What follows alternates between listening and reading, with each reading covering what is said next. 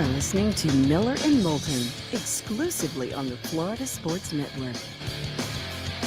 And now, here's Mark Miller and David Moulton.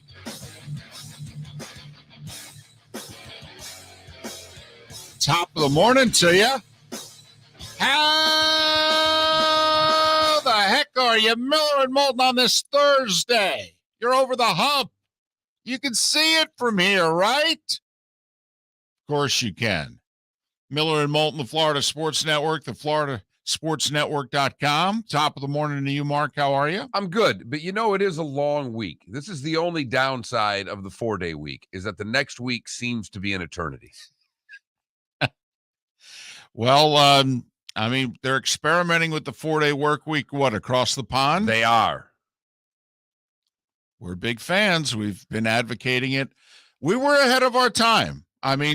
People do not think of us as progressive, all right? And we may not be politically, but it turns out, what we were going to run for Congress on 15 years ago is a joint ticket. Gambling, weed, 4-day work week. We're 2/3 of the way there, David. Just, gambling and weed, we were going to legalize, and we were going to just regulate and tax the hell out of, pay for everything. Great salaries, great schools, great roads, police, fire, the whole deal. Everybody be singing in the rain. They'd be so damn happy. And then 4-day work weeks, because we figure, come on, if you're working an 8-hour day, you're probably working 8.5, 9.5. So, you're basically right there. We'd still do 5 days, because I don't think we can ever get out of that. No, probably not. It is one of the bad things about what we do for a living. And there's not much bad about what we do for a living. Is we joke it beats working for a living. Right. But if they were to ever go to a 4-day work week, we would be there for the Monday guy and the Friday guy. I will say we'd have a lot of comp time if they go, because in theory you work that extra day, which would, by the way, would truthfully be in your corner working for you now. Were you a big comp time guy? Like, if you had your choice, overtime or comp time? I never worked hourly. Really hardly anywhere in my life. I had a salaried job by the time I was 22 years old, and I never worked hourly, so it never applied to me. I always took the comp time. And I know that surprises you that I turned down the money and took the days instead, but I treasured the day off more than I treasured the cash. Because it's this business. There's not much cash. Well, that was part of it. $16.84 doesn't go very far as opposed to the day off. Well, maybe that did enter into the equation. When your first job's for $3.35 an hour, you take the comp time at a very early age. Now, I think when we were in Act 1 here, they had days off that were built into the calendar year that didn't work with our calendar year. Right. Because there were a couple during football, like MLK Day was a day that was a company day off when we worked at that place. And we never took that day off because it was the midst of the NFL playoffs. Correct. So we would take a comp day after football season. So I would do that. I would, replace, which is our charm as well. Oh, here, you're having a day off. Yeah, we don't want that one. We want a different one. It doesn't work for us. All right, sorry. I just said that out loud, and it really made me feel differently about how I approached that 5-8 years ago. When you look back, there is a reason why we didn't play well with others sometimes. When we thought we were playing well with others, and you could see where the others would be annoyed with us. We have earned a few things. When's that next therapy session? That's all I need to find out. Miller and Moulton on this Thursday. Game 5 tonight. Rangers and Lightning, or Lightning and Rangers, depending on your point of view. Tampa having won 2 in a row. The home teams are 4-0 in this series. Does it continue? Rangers are beat up. First time really in the postseason. Yep. They've made it to the conference final pretty healthy. Yeah, Goodrow got hurt in the first game against the Penguins, and he missed the rest of the series and came back at some point late in the Carolina series. But Goodrow's a third or fourth liner unless there are injuries, and then they move them up like they've had to in the last couple games of this series. But two of their top three centers right now are out, and they're questionable at best. And think about it, when it's a hockey player and they're leaning towards we don't think he's going to play, in a playoff game, it makes you realize, wow, he's hurt pretty bad. Well, in the middle of the ice means someone's got to fill in. It means they got to skate more. It's a tougher position to play. You got to play all 200 feet. So it should have an impact on tonight's game of how head coach Gerard Gallant's going to have to fixture his lines for tonight. And the Rangers, who are having trouble scoring 5-on-5, and if you're down two of your top three centers, you would think it would make it even more difficult for you to score 5-on-5. So the Lightning, who began the series, with Braden Point out, and even though they were rested, in theory, more banged up because such a key player was out of the lineup, it's ironic as the series goes on, Braden Point is apparently more likely to play tonight for the Lightning than either of the two centers are for the Rangers. Funny how things work. And with that being said, it's why if you're a Lightning fan, you're like, man, I know the Lightning fan is confident they're going to win this series because, why wouldn't there be? I mean, they got the better team, right? Well, and that's all they've done for 2.5 years is win series. Right. So I can see where they'd be confident. But you could also say to yourself, listen, if we got our foot down on the gas, let's keep it going here. Don't let the Rangers off the hook tonight if you're the Lightning. I know you went to Toronto and won a game 7, but do you really want to face another elimination game on the road? The Rangers are vulnerable tonight. If you're the Lightning, get them. Let's end this thing. 100%. And that means playing with the same jam that they played with in games 3 and 4. That means taking the play to the Rangers. It means getting the puck deep. It means every faceoff's important. It is, I can cliche this all day long, but it's true. You and I have talked a lot about faceoffs in this series. Tampa, without the two, if one of the two centers doesn't play, you'd think that would give the Lightning an advantage on draws, puck possession, getting the puck deep. This is the little things. This is cliche time, but this is where it happens if you have advantages that it looks like Tampa may have tonight.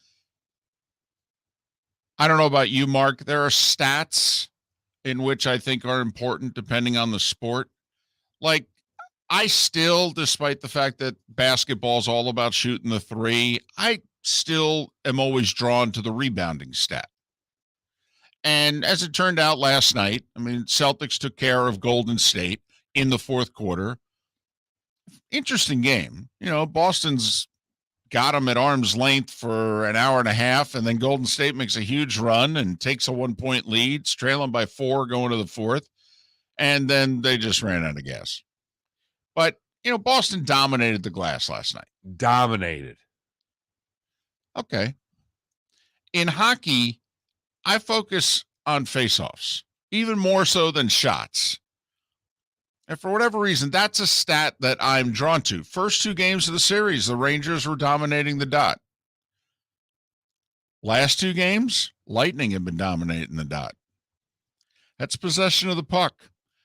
I don't know about you. That seems to be an important thing. Easier to play the game with it than without it, David. Easier to play it when you have it than when you're chasing it. So, and that sometimes can have a lot to do with just being at home. There's an advantage that's one of the home ice advantages. You're the last one that has to put your stick in the dot, which gives you the home team has an advantage on faceoffs. And they've both taken advantage of it so far through the first 4.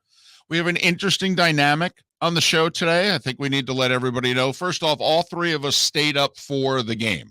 So we're all dragging a little bit. We're running on, whether it's coffee, adrenaline, whatever the case may be.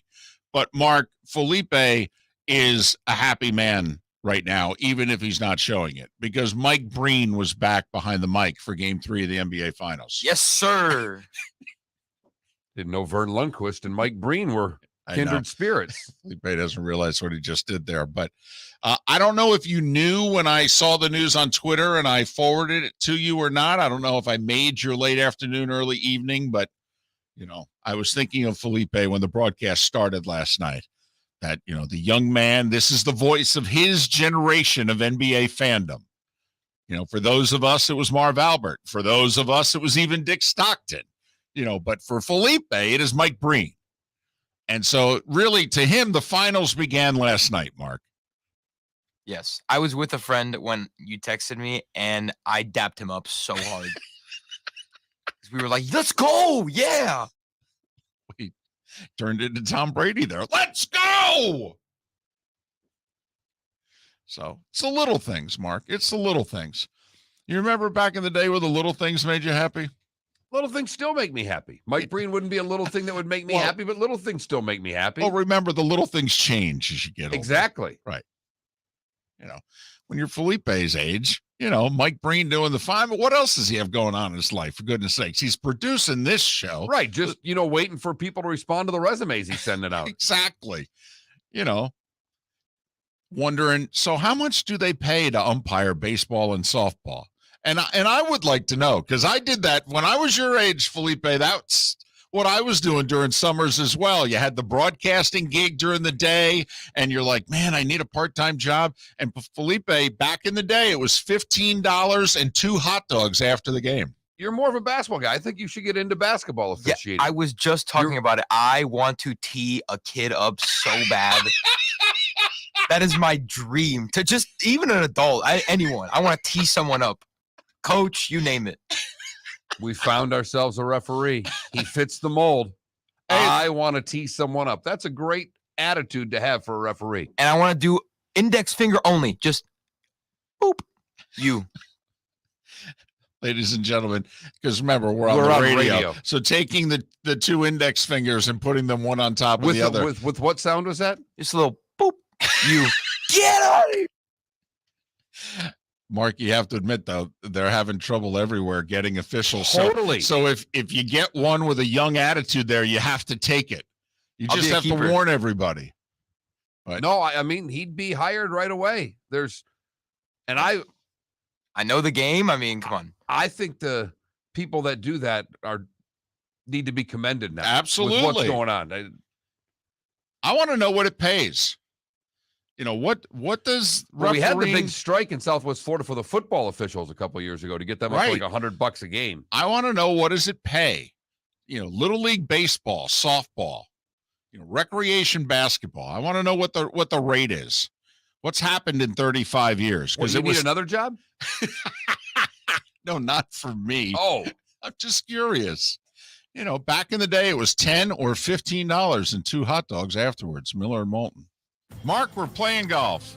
Saturday, June 11th, a scramble at the West Bay Club in Estero. Go to floridasportsnetwork.com to sign up now. I'd like to thank Budweiser, Twin Peaks, and Southwest Florida Golf Carts. Got some good stuff there, flgolfcarts.com. Where are you going to go? floridasportsnetwork.com. Sign up for our tournament, Saturday, June 11th, a scramble at the West Bay Club in Estero. Your golf will include your foursome and a chance to have lunch and awards after. Sign up at floridasportsnetwork.com. Golfers, are you bored of the same old driving range warm-up routine that's not getting you the results that you want on the course? Power up your golf swing by adding resistance bands to your range sessions with the Orange Whip Golf's Power Strap Kit. Featuring band attachments to your feet and hips, Power Strap resistance training will boost club head speed, increase power, improve flexibility, all with just a few swings. Buy a Power Strap Kit today. Go to orangewhipgolf.com and use code Miller10 to receive an additional 10% off the already great price of $119. David Moulton for Napa, Napa Auto Parts, and Napa Filters. Insist on Napa Filters for your vehicles, or if you're a do-it-yourselfer, only buy Napa Filters. Napa has a filter for almost anything on earth that moves, whether it's motorcycles, foreign and domestic cars, vans, SUVs, earth-moving equipment. You get the idea. Napa Auto Parts, Napa Filters. Insist on them for your vehicles, or if you're a do-it-yourselfer, only buy Napa Filters. Bring your big mouth to John Smith Subs and indulge in their overstuffed subs with the freshest quality ingredients. Enjoy our famous steak bomb with perfectly grilled, marinated sirloin steak topped with provolone cheese, grilled onions, peppers, mushrooms, crispy bacon, juicy tomatoes, and creamy mayo. Boom! Made-to-order crispy fries can be paired with the gator, the Cuban, the chicken bomb, or the Italian. Love local. Eat delicious with John Smith Subs. Find a John Smith Subs location near you today. You are listening to Miller and Moulton on the Florida Sports Network.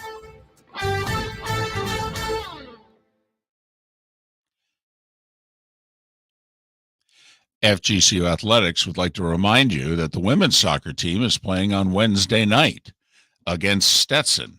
You want to get your tickets at the front gate. They're $10 for adults, $7 for children, and students bring your ID and you get in free. That's FGCU Women's Soccer, Wednesday, 7 o'clock against the Hatters of Stetson.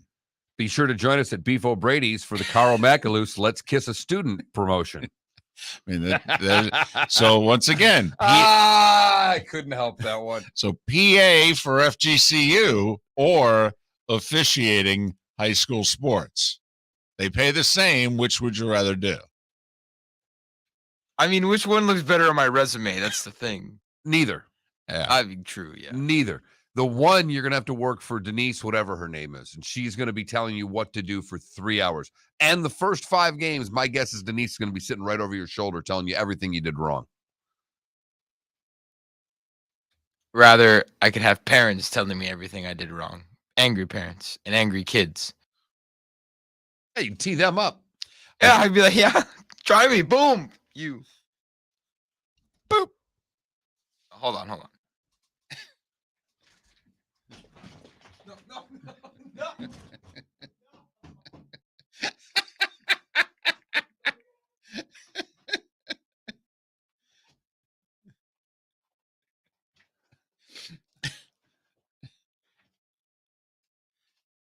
Hey, Mac, you went to Arizona in June. I mean, come on now. Can't be taking it out on others. What the hell are you doing in Arizona?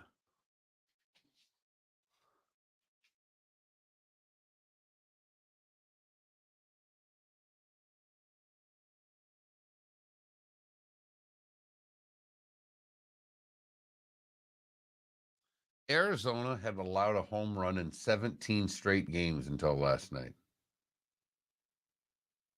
They had or hadn't? Had. They shut out Cincinnati. They broke the 17-game home run streak against. Oh. That's hard to do. It is. It is. That's hard to do right there. You know who else has a 17-game streak right now? The Angels. They can't win. Damn near. Franchise record with the loss last night. By the way, Ooh. out Wow, here, I didn't know they still traveled for jobs, Mac. Sorry. out here bashing the Twins, saying the Yankees own them. They won They- 8-1. They do own them. They do own them, though. Take a look at the stats. Yeah. Goes back 18 years. My God, the Braves beat the A's 13-2. This coffee's delicious. We could just put that and put it like in an IV. So good right now.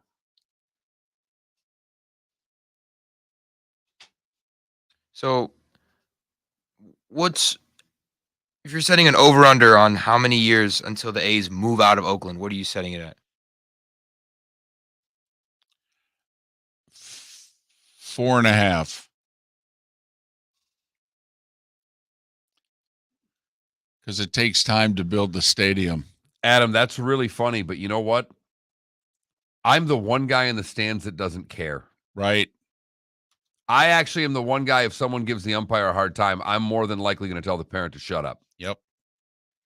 And I've done it. I did it with my son. So there's no reason for me to believe I won't do it with my daughter. It's just a peewee softball game, man. It's the only time. And he's a great dude, and he's a girls basketball coach. And the two coaches were yelling, and I screamed his name from the stands. And he stopped and he looked at me and I went, enough. No one's here to see you. And he kind of caught himself and he apologized to me after the game. No.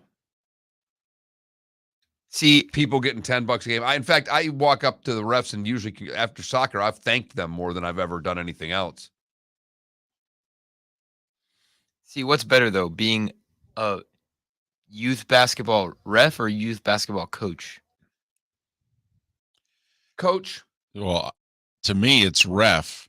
because you get to go home at the end of the game and not have to worry about the kids or the parents. Well, it's just 5 the seconds. parents.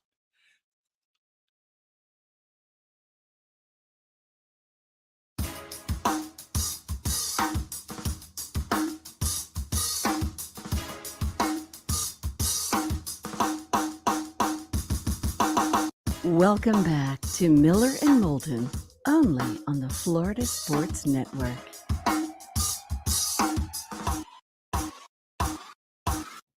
"21 minutes past the hour. Miller and Moulton, the Florida Sports Network, floridasportsnetwork.com.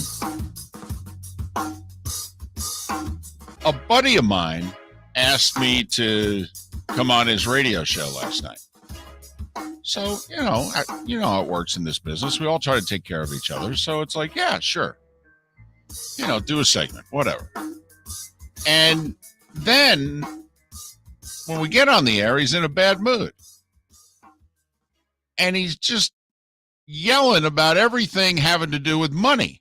And he says he's tired of it. College sports and the golf. And he's tired of it all being about the money. And I'm sorry. You're in the wrong business, sir. well, that's kind of where I was. And also it was one of those, hey, welcome to the show. And then he goes on like a 3.5-minute rant. And so you're listening to it as the guest. You haven't even said a word yet. And so when he was done, I was like, is this new? Have you not been paying attention? I mean, sports has been largely about the money going back to even before there was free agency. Well, and David, you and I have been working together quite a long time. The one thing we agree upon is to follow the money. Right. That's the number one thing that we pay attention to.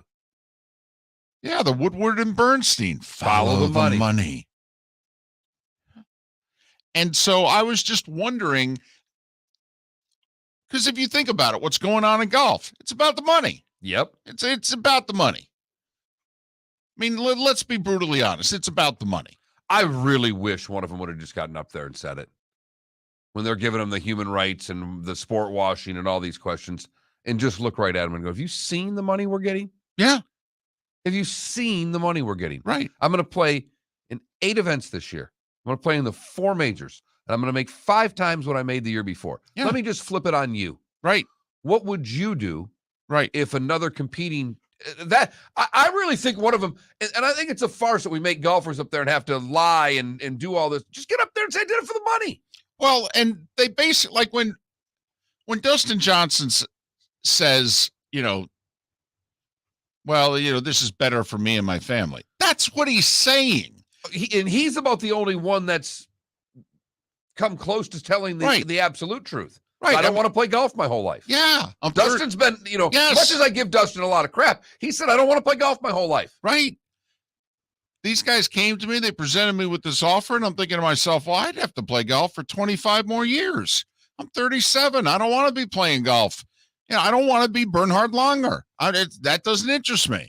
So you mean to tell me I can make this much money in 5 years and basically play the 4 majors after that for as long as I'm competitive? Then I can hang out with my kids for the rest of the time? Yeah. And my wife? This sounds like a good deal to me. Right. I got the same childhood friends, the same high school and college friends. I like to fish. Okay. And they don't drug test on this tour. Right. I'm waiting for the golfer to turn and look at them and go, so none of you want to retire when you're 45. Is that what you're saying? Yeah. Do you really have those human rights? Are you jealous? Right. Put in the same situation. I want to know how many of you wouldn't take the money. Could that be our poll question then? In which we turn around and ask you, hey, because I did that to my buddy. Because he said I could never take the money. And so I said, okay, give me 60 seconds. I want to play this scenario out. The job you're doing right now, the company that you work for right now, they sell to a company from Saudi Arabia. That company comes in and says, they're going to pay you 4 times what you're making now. And you get to keep your job. And remember, if you quit, jobs in our industry especially, but in a lot of industries, are hard to come by. And then if you're of a certain age, and my buddies of my age, and so, we're much closer to retirement. We're on the back nine of life. We're definitely on the back nine of our careers. And so I said to him, are you going to turn around because they're despicable people and say, I'm sorry, I can't work for you? Or are you going to grit your teeth and suck it up? And if he's worked in this industry, he's been working for lousy people for a long time anyhow. I mean, they may not be lousy on the world stage. No, but they're not good. Right. And he tried to tell me, he's like, I would quit my job. And I said, well, you're full of it. I go, and you may want to do that, but your wife would kill you. I know her. But it is interesting, by the way, that the PGA Tour, which has never stood for anything also. I mean, honestly, now they do give money to charity. A boatload of money to charity. They do, but the tour has never been a political entity. The tour has never taken stance on things. Okay, and now that the PGA Tour gets to have the high moral ground is interesting because it's something that they've never tried to have on anything ever.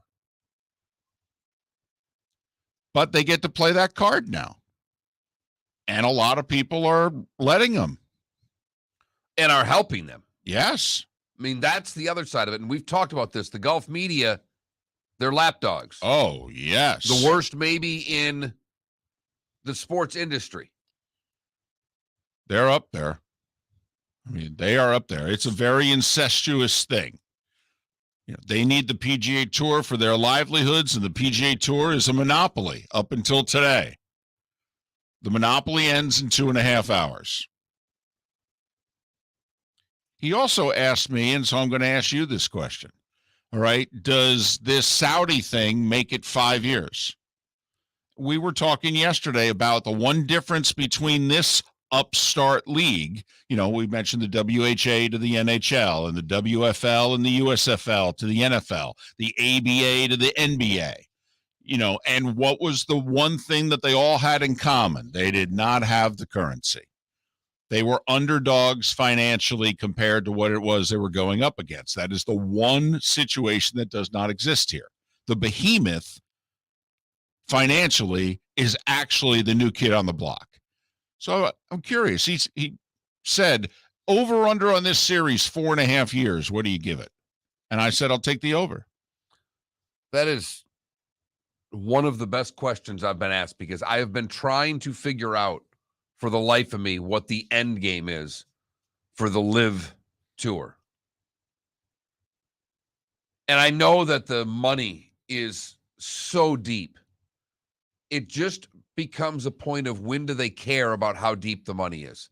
Can they lose for 4.5 years? Do they ever care about making? Is this, like you said yesterday, about legacy? Is this about the sport washing that's been talked about? DeChambeau makes it interesting for me. We had a text yesterday, David, that basically said, outside of Tiger, DeChambeau's the only guy I've watched. I think there are a lot of those. I thought that was a great get yesterday. I'd lean over because I think the 3 years are guaranteed. And if they plucked away this many players in this short a time with this much scrutiny going, who gets the biggest the grief about this? Not the 28th player that leaves the PGA Tour and goes over. It's the first guys.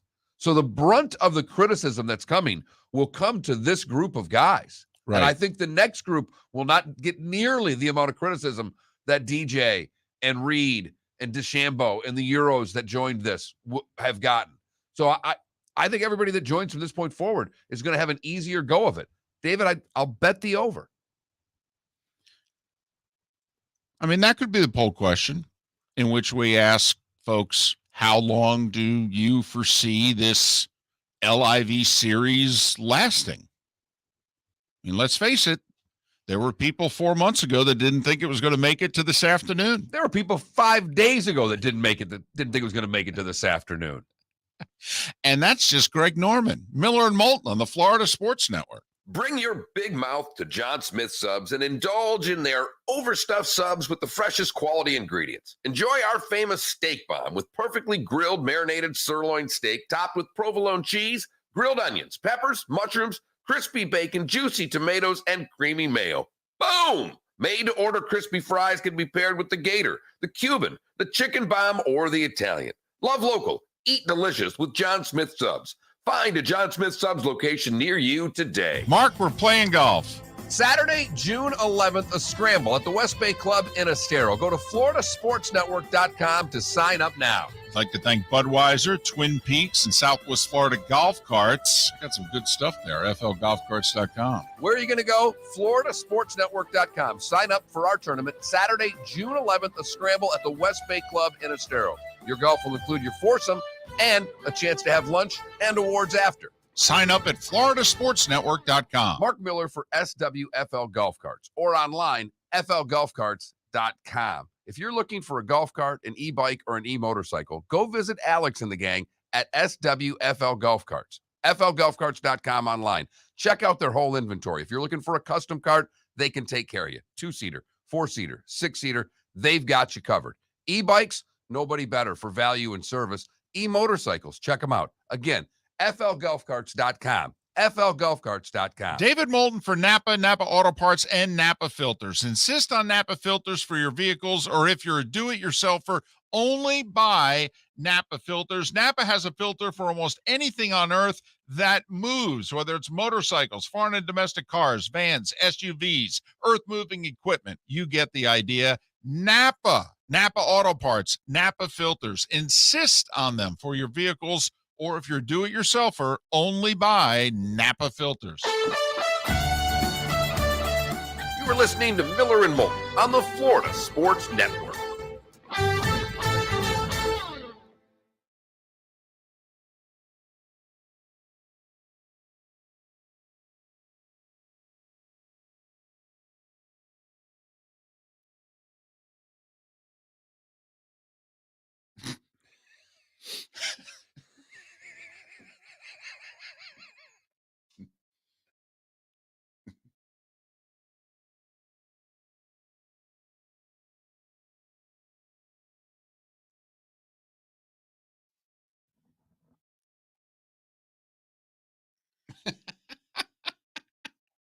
We'll trade husband. For pick with Riley.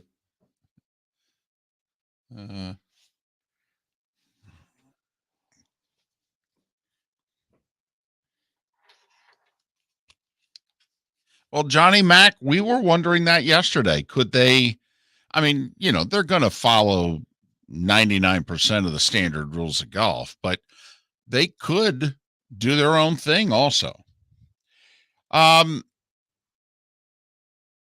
Jerry Foles, who was with the Golf Channel for a long time, it's my understanding, is their main analyst.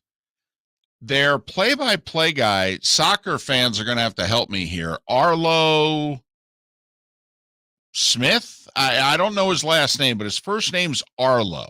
He was doing the Premier League up until like a week and a half ago on NBC. Arlo White? Is it Arlo White? I just typed in Arlo, and after Arlo Guthrie comes Arlo White, sports commentary. There you go. So I think it's Arlo White and Jerry Foles, I believe, are the booth. This guy was the play-by-play for the Chicago Fire of MLS. Yep. He's never Arlo done White. He's never done golf before, is my understanding. He's English. And he's English, yes. So it will have a regal touch to it. Here we are, 2 p.m, and we're going to have a scramble. A shotgun start. Get ready, folks. God, if anybody English ever just sometimes tunes into the show, they must just hate us. Gonna have 12 swings at the same time.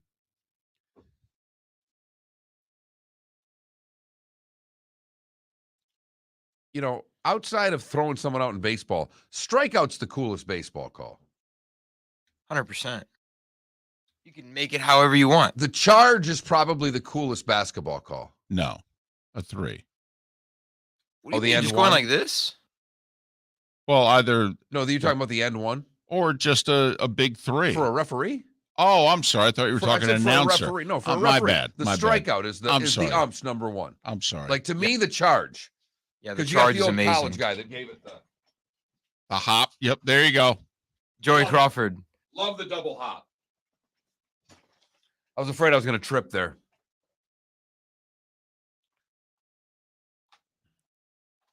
The end one or the charge? What do you think? The end one's pretty good too.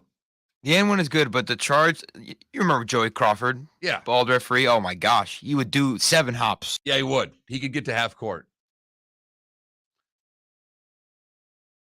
Hockey's definitely the 10-minute misconduct. What's another call? Give me another hockey call. They're all pretty boring. No, but gesture. So your slash is this. I mean, they're not. That's So you think the block charge call is better than the ejection?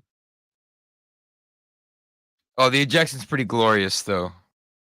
And you can do the ejection. You could be cool about it. You could just kind of point and go, "You're out." But it's infrequent. It's like a triple. It's like a triple. I mean, it just doesn't happen. How about the T? A block charge or a technical? See, I think the block charge. Okay. You know my favorite. But it's close. My favorite one, the second technical foul. You go. Boop. You and this boop thing. Boop. Boop. You're like a sound effect. He's like Atari back in the day. Boop.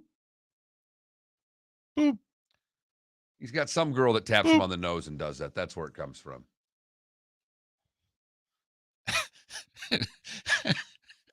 Did you see David Dooman in Twitch chat room? I don't know. 8:25. All right. Get in your cots. How the heck are you? We're coming back.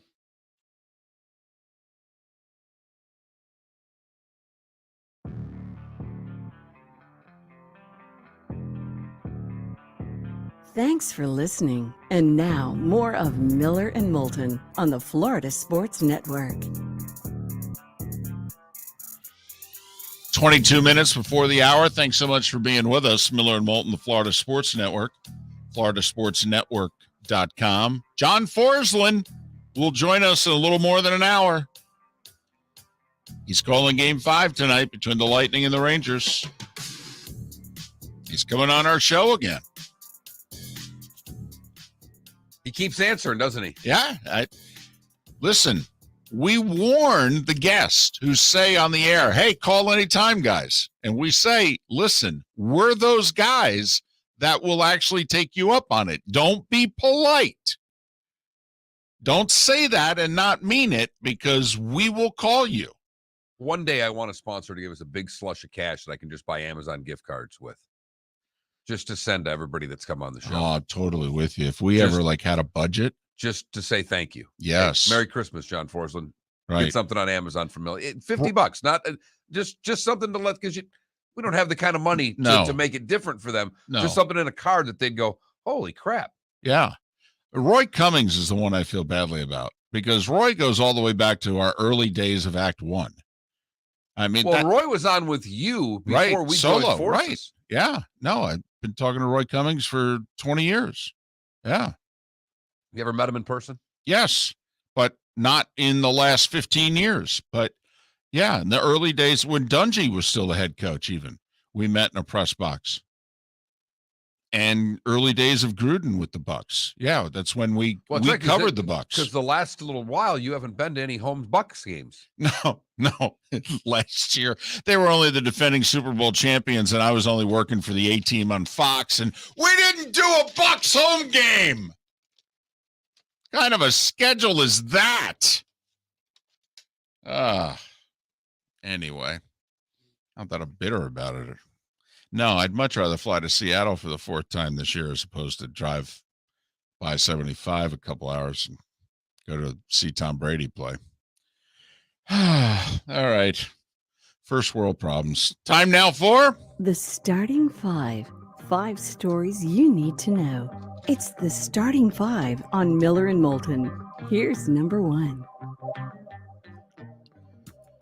Bryson DeChambeau and Patrick Reed are the latest that are joining the LIV Golf Series. No word if they're resigning from the PGA Tour. Like a half dozen people have already done. Reportedly, the PGA Tour is just waiting until they put the tee into the ground in 2 hours and 19 minutes to hand down their penalties. Reportedly today, the PGA Tour is going to announce whatever the penalties are towards all these players that are defying the edict from the PGA Tour that you are not allowed to play in this series, damn it. Do you hear me? I'm just trying to think, how long are they going to be grounded for? Indefinite. It's going to be an indefinite suspension. Well, here's the other thing. They don't announce suspensions. This is where I think the PGA Tour puts themselves in a bit of a pickle.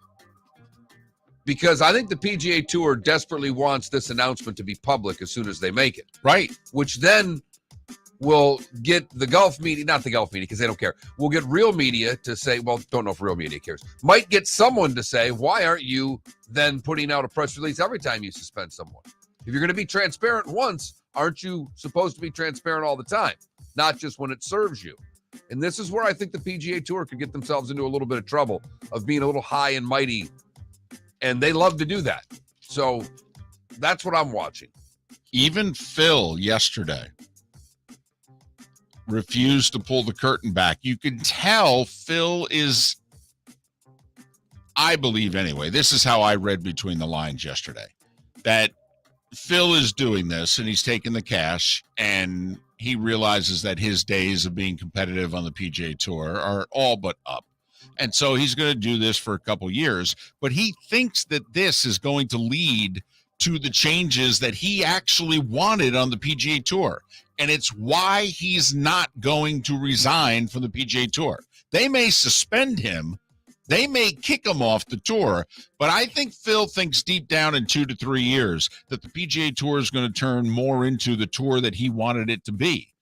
And then he will want to, quote unquote, return to it, even though he won't be an active player. But what will that then do?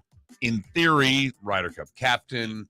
Who knows? I mean, maybe if the tour changes their spots, so to speak, Phil can go back to the booth in 5 years. So I think Phil's playing the long game. Right. And I can see Phil playing the Champions Tour till he's 60, if you know what I mean. I think Phil likes being out there. But here's the difference. Head-to-head for the first time. The LIV series begins in 2 hours and 17 minutes. A $25 million purse, 48 golfers, 54 holes, no cuts. Meanwhile, the RBC Canadian Open will begin within the hour. 144 golfers. The purse is 1/3 of that in London, $8.7 million. So the field's 3 times as big, and the money is 1/3. And at least 70 aren't going to get a dime because we're going to cut this to 70 in ties. And instead of playing 54 holes, you got to play 72. We're going to send half of you home after 36. So, they do the tail on the tape, or the blind resume. Which team would you put in the tournament? So if there's a golfer on the fence, that's the tail of the tape. London offering 25% less golf needed to play, 3 times more money, 1/3 the field. Oh, by the way, a 2 p.m. shotgun start, also local time. Nobody's got to get up early. You could party hard the night before, sleep in till 11. DJ may shoot 60. Game 3 of the NBA Finals was last night. Boston pulled away in the fourth quarter to win by 16, 116-100. Jason Tatum, Marcus Smart, and Jaylen Brown, all 3 had at least 20 points, at least 5 rebounds, and at least 5 assists. They are the first trio in the NBA Finals on a team to pull that off since Kareem, Magic, and Michael Cooper did it for the Lakers in the 84 Finals against the Celtics. The trio combined for 77 points, 22 rebounds, and 19 assists. Steph did have 31 and Klay 25 for the Warriors. Game 4 is tomorrow in Boston. Game 5 is tonight in New York between the Rangers and the Lightning. Series tied at 2. Home teams are 4-0. Rangers are 8-1 at home in the playoffs, having won 8 in a row. Lightning are 4-4 on the road, having lost 2 in a row. John Forslund, who's calling the game and has called the whole series, will join us coming up at 8 o'clock. Well, Mark, the Rams did it again. Cooper Kupp got paid, David. Within 48 hours of Aaron Donald getting paid, Kupp, who turns 29 next week, got a 3-year, $80 million extension. So he will play the next 2 years, making an average of $15 million a year.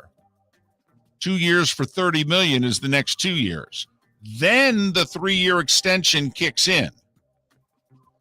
Also, when they say $75 million is guaranteed, well, 30 of it's the next 2 years. So only 45 of the 80 is guaranteed. So he's basically got 5 years, $110 million, which is 22 a year, or you kick into the extension, he's making a little less than $27 million a year. Kupp had 145 receptions, just under 2,000 yards, and 16 touchdowns last year. That's just his regular season numbers. And remember, he was the Super Bowl MVP. Turns 29 next week. So in theory, he'll play 29, 30, 31, 32, 33. Do you think this is a good deal for the Rams? No, it's a little high, but I don't know what choice you have. Besides, they're just kicking the can down the road. They'll figure out a way to get under the cap every year. They had to sign him. They had to make him feel good. I don't think it's a great deal for the Rams, but I think it's a deal that they had no choice to make. Major League Baseball, the Rays jumped all over the Cardinals early and often last night. Randy Arozarena, who was part of the Cardinals organization originally, he had 3 hits and 4 RBIs, 11-3, Tampa with the win in St. Pete. Meanwhile, scoreless to the 10th in Miami. Remember, we pointed out Alcantara was pitching last night. Yeah, he threw 9 shutout innings, got a no decision. Nats scored 1 in the top of the 10th, and the Marlins actually won a 1-run game. Way to go, guys. What is that, 8-16 now in 1-run games? Something ridiculous like that. Marlins with 2 in the bottom of the 10th to win it, 2-1. The Braves all over the A's, 13-2 in Atlanta. And the Braves have quietly pulled within 7 of the Mets, 6 in the loss column, because the Mets got drubbed by the same 13-2 score in San Diego. And the Phillies won their 6th straight, 5 in a row after firing Joe Girardi. They bombed Milwaukee 10-0 last night. The Phillies hit 4 homers. So the Phillies are getting into the act. Yeah, that was after taking down Hader the night before. The Phillies coming from behind against the best closer in the game right now. The Twins, who can't beat the Yankees if the game was fixed, won last night. They got to Nestor Cortez for 4 runs and 4 1/3. Twins 8-1. Chris Archer getting his first win of the year.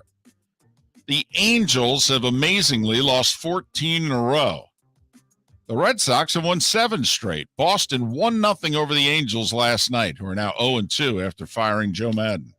Mike Trout did not play because of the groin injury that he suffered the night before. The Royals doubled up the Jays 8-4. Seattle doubled up Houston 6-3. Dodgers hit 3 homers, beat the White Sox 4-1. Giants 2-1 in 10 against Colorado. Cleveland shut out Texas 4-0. Arizona shut out Cincinnati 7-0. What was that stat? Arizona had given up a home run in 17 straight games until last night. Wow. Damn. Where are you going to go? Where are you going to go? And you know what? The Tigers have picked themselves up off the deck. They're playing better baseball. Listen, we pointed out the Reds are now 13-10 since that 1-20 stretch. Well, the Tigers had the worst record in baseball there 2.5 weeks ago, and then they're playing above 500 balls since. They beat the Pirates again yesterday, 3-1. Cubs and Orioles postponed due to rain. Enrique Hernandez, the center fielder for the Red Sox, went on the IL yesterday. And Carlos Correa came off the COVID list for the Twins yesterday. Mark, doesn't look like we're going to get a competitive College World Series in softball. No. Top seeded Oklahoma, who was 57-3 on the season, entering last night's game against unranked Texas. Yeah, the Sooners won 16-1. Woo. Yeah, they really hit well. 16-1. I mean, they kill the ball at the plate. All these teams can pitch. They absolutely destroy the ball at the plate. Game 2 is tonight. It's a best of 3, so this sucker could end tonight. Meanwhile, college baseball super regionals get underway tomorrow. And that, gentlemen, was... That was the Starting Five every weekday morning at this time on Miller and Moulton.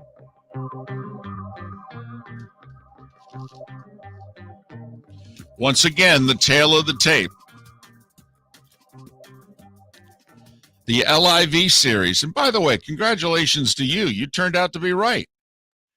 Remember the whole Roman numeral thing? Yeah, remember 2 weeks ago we were trying to figure out what the LIV stood for in the LIV series. Well, Norman, I guess, set the record straight earlier this week, in which you said, man, it's got to be Roman numerals, 54, holes or what. Well, sure enough, that's it. LIV is 54, and most every one of their events, I think one of them, the season ender, is going to be 72. So it's LIV for 54 holes, but also Norman said, if you're being aspirational, most courses are par 72. If you birdie every hole, you would shoot a 54. So we think the LIV has a double meaning. All right. So that's what the LIV and LIV Dustin series. Was right. Been working on my Roman numerals. Unbelievable. My father-in-law said he played in a few Super Bowls. That was Stanley Cups, Dustin. Stanley Cups. You married Paulina Gretzky. You're terrible. I do like your DJ impressions, though. I really do. If you have a sense of humor, it's good. Probably the one person I never want to meet. Well, it could also, you could end up really liking him, and it will just ruin it for you. I know, because I have to talk to him in that voice the entire time. I dare you. I double dare you. Miller and Moulton, Florida Sports Network. Bring your big mouth to John Smith Subs and indulge in their overstuffed subs with the freshest quality ingredients. Enjoy our famous steak bomb with perfectly grilled marinated sirloin steak topped with provolone cheese, grilled onions, peppers, mushrooms, crispy bacon, juicy tomatoes, and creamy mayo. Boom! Made-to-order crispy fries can be paired with the Gator, the Cuban, the chicken bomb, or the Italian. Love local. Eat delicious with John Smith Subs. Find a John Smith Subs location near you today. David Moulton for Napa, Napa Auto Parts, and Napa Filters. Insist on Napa filters for your vehicles, or if you're a do-it-yourselfer, only buy Napa filters. Napa has a filter for almost anything on earth that moves, whether it's motorcycles, foreign and domestic cars, vans, SUVs, earth-moving equipment. You get the idea. Napa Auto Parts, Napa filters. Insist on them for your vehicles, or if you're do-it-yourselfer, only buy Napa filters. Golfers, are you bored of the same old driving range warm-up routine that's not getting you the results that you want on the course? Power up your golf swing by adding resistance bands to your range sessions with the Orange Whip Golf's Power Strap Kit. Featuring band attachments to your feet and hips, Power Strap resistance training will boost club head speed, increase power, improve flexibility, all with just a few swings. Buy a Power Strap Kit today. Go to orangewhipgolf.com and use code Miller10 to receive an additional 10% off the already great price of $119. Mark, we're playing golf. Saturday, June 11th, a scramble at the West Bay Club in Estero. Go to floridasportsnetwork.com to sign up now. I'd like to thank Budweiser, Twin Peaks, and Southwest Florida Golf Carts. Got some good stuff there, flgolfcarts.com. Where are you going to go? floridasportsnetwork.com. Sign up for our tournament Saturday, June 11th, a scramble at the West Bay Club in Estero. Your golf will include your foursome and a chance to have lunch and awards after. Sign up at floridasportsnetwork.com. Mark Miller for SWFL Golf Carts or online, flgolfcarts.com. If you're looking for a golf cart, an e-bike, or an e-motorcycle, go visit Alex and the gang at SWFL Golf Carts. flgolfcarts.com online. Check out their whole inventory. If you're looking for a custom cart, they can take care of you. 2-seater, 4-seater, 6-seater, they've got you covered. E-bikes, nobody better for value and service. E-motorcycles, check them out. Again, flgolfcarts.com. flgolfcarts.com. Golfers, are you bored of the same old driving range warm-up routine that's not getting you the results that you want on the course? Power up your golf swing by adding resistance bands to your range sessions with the Orange Whip Golf's Power Strap Kit. Featuring band attachments to your feet and hips, Power Strap resistance training will boost club head speed, increase power, improve flexibility, all with just a few swings. Buy a Power Strap Kit today. Go to orangewhipgolf.com and use code Miller10 to receive an additional 10% off the already great price of $119. You were listening to Miller and Moulton on the Florida Sports Network. I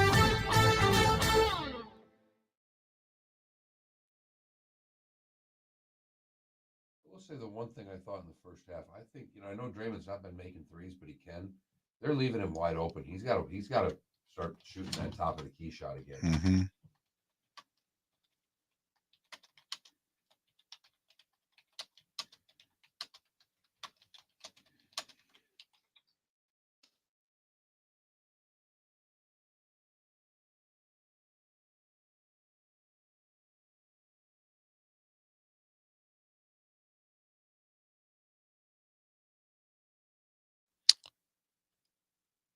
Johnny Mack, why do you think this is becoming a really bad look for the PGA Tour?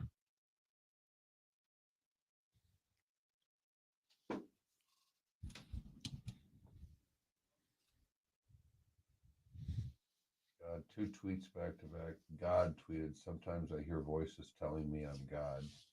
Nice. And they got a picture of the 70s sports. There's a picture of all the Lakers on this big boat. And there must be a photo shoot because they're all in jerseys on a boat. It's the most underrated Showtime moment for me. It's the Lakers winning the America's Cup in 1987.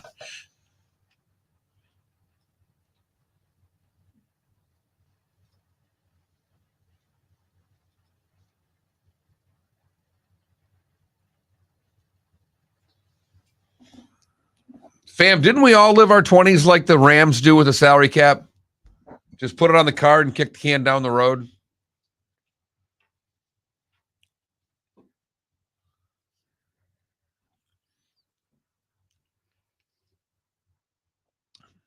Hopefully get tax returns, pay the credit card off, and run the gambit again.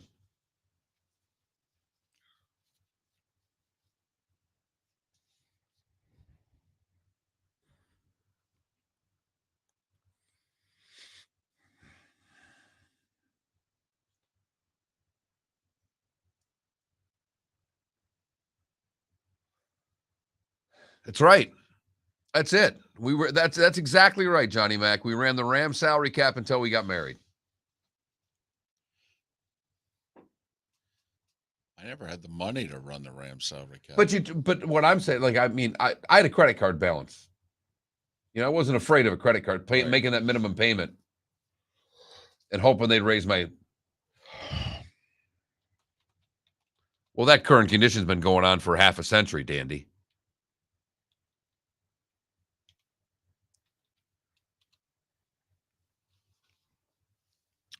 Yeah, RCB. Remember, Miller and Moulton both picked the Lightning in 6, and the Rangers are banged up at the center position. We both like the Lightning tonight.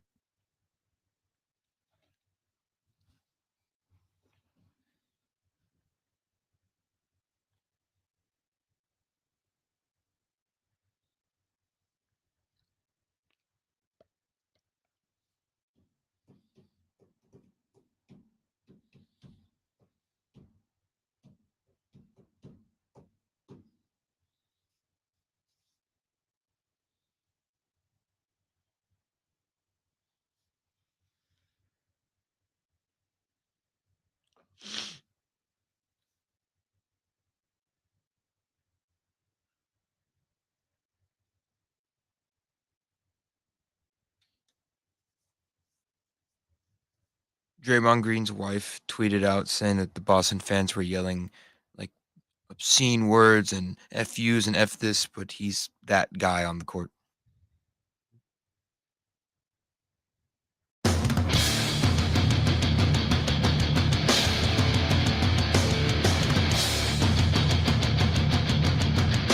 You are listening to Miller and Moulton, exclusively on the Florida Sports Network.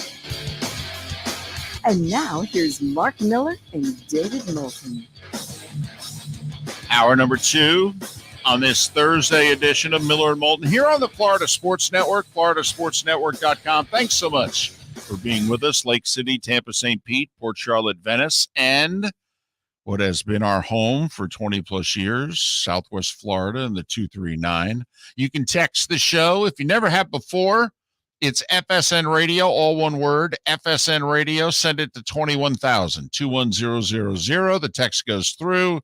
You've established your text account, and you can text us anytime, anywhere. And you can take us in via Twitch, twitch.tv/Miller and Moulton. It's our Twitch channel. It is free. You can follow us, subscribe to us, whatever you'd like. But you get to see the two of us, and then you also get to partake in the Twitch chat room. And we do a mini show during the breaks as well, which you would be a part of.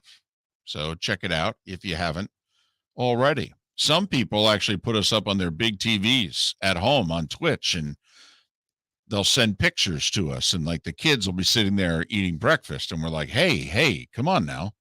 I mean, there's a mild form of child abuse here. Come on, take it easy. Change the channel. We appreciate it, but come on now. Think of the kids. No. Like Wu-Tang.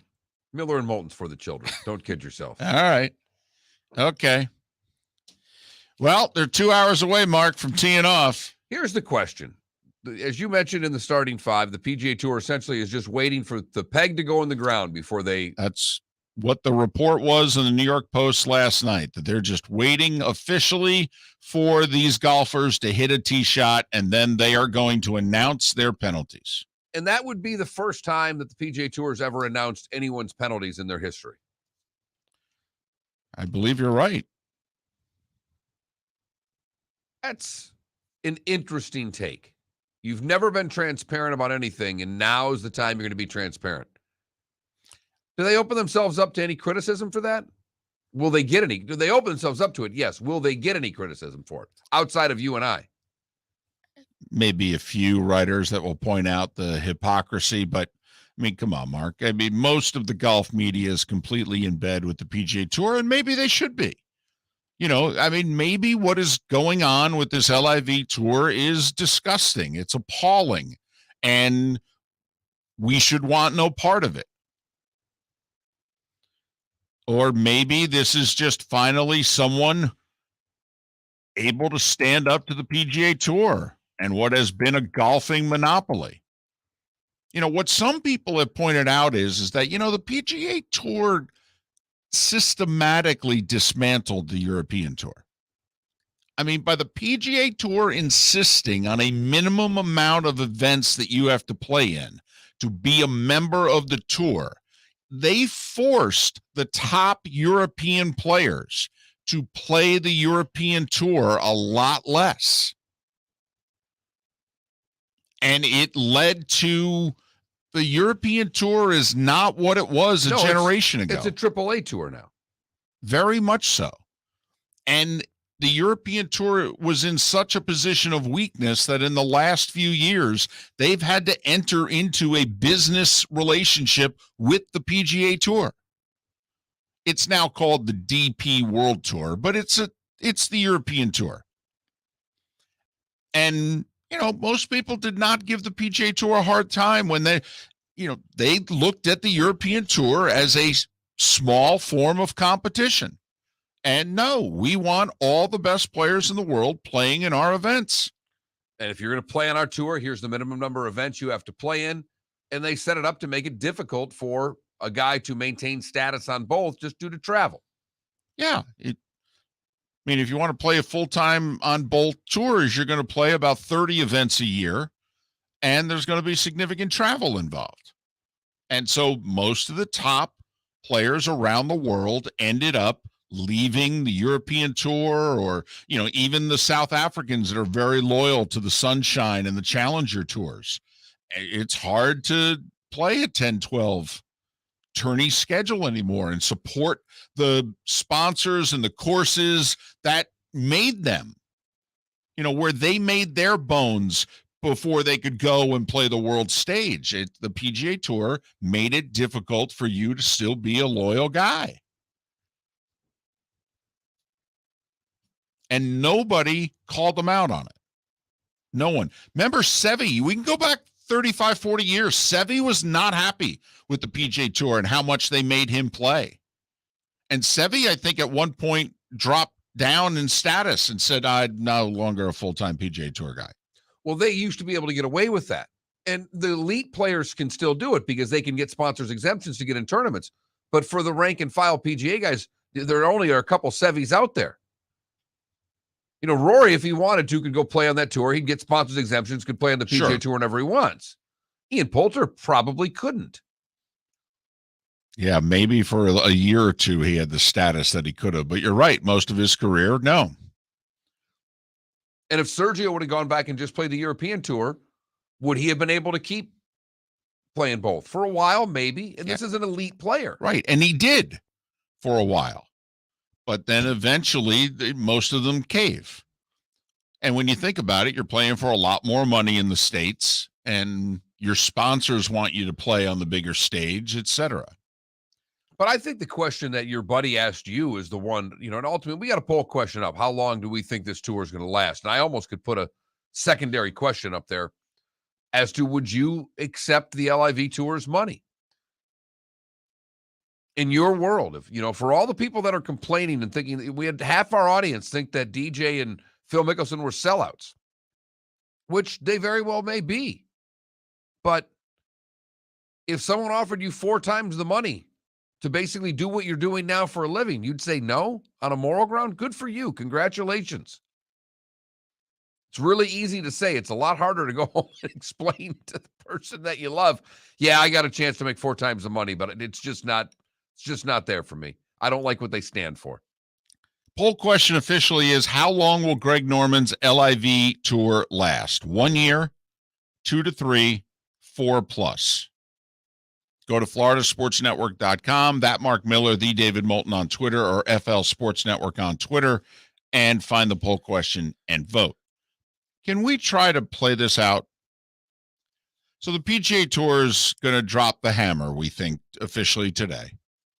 And more guys are going to leave and take the money. What do you think happens first? Saudi Arabia, the government, because that's who's bankrolling this, in case you don't know. It's why it's called the Saudi Series. I mean, the Saudi Arabian government is bankrolling this. This is their tourism, if you will. This is what they do. They did it with the WWE. I mean, I'm not a wrestling guy, but supposedly they bought 4 events from McMahon for $1 billion. And I don't know if all 4 events have already happened, or they're just some I know have happened, but I don't know if all 4 have happened. But every event's $250 million. And they gave Vince McMahon $1 billion for the 4 events. And that's why, I think it's unlimited money. This tour will never go away. But which do you think happens first? The PGA Tour capitulates in some way, shape, or form, or the Saudis just say, this was fun, but, there's no reason to keep spending $1 billion+ a year on this golf tour that 700 people are showing up for every event and blah, blah, blah. Well, I don't know what the PGA Tour would do to capitulate with the tour. I that's the one I have the trouble seeing right now. Okay. I can't see them saying, okay, you know what? We were wrong. You were right. Bryson, Phil, everybody, you can play in both. Outside of losing in court, I can't see that happening. So you think the PGA Tour is going to keep their hardline stance until this goes all the way to the Supreme Court? I do. All right, fair enough. And that should take a few years, Could take 3. I think that's fair to say. Absolutely. If it ever gets there. Yeah. What will be interesting to me is, will one of the players that gets penalized by the PGA Tour be the ones to sue? Or is the LIV Tour going to do the suing and the players are going to say, all right, way to have my back? I think it's going to have to be the tour. I think these guys are, if you're in it for the money, why would you waste your own money to spend with lawyers? Agree. No, I agree. And the tour's already got their lawyers. Right. Not just the PGA Tour, but the LIV series. They've got their attorneys. I mean, we all know where this is going. But I will say, here's where they could capitulate. And Phil's not going to get any credit for this. But I believe Phil's going to be right in the long run. It will cost him his legacy in golf, but I think in the long run, he's going to be right. Phil's biggest complaints were, you guys are hoarding the money. You guys reportedly have an $800 million whatever on the side. Well, if it's our tour, that should be our money. We should be getting more of the money. Phil's been making the argument, why is Tiger earning so little? I mean, NBA players are making far more money than Tiger Woods. Is there an NBA player that's doing more for the NBA than Tiger Woods does for golf? I mean, that's what Phil's been arguing. It's why the PGA Tour in the last year, remember when they came up that whole social media thing? Right. Those that get the most clicks and all that. And right. You get 8 million and second place is 6 million. And they give it to the top 10 golfers on tour that generate the most interest. And sure enough, Tiger won it and Phil was second. And that was in response to the LIV Golf Series possibly getting underway. You know, there are things about the PGA Tour that the players don't like. They don't like the fact that the tour is too secretive. The players would like more say. I mean, think about it, Mark. I mean, wouldn't the PGA Tour players kind of want to have the power that NBA players have? And they should.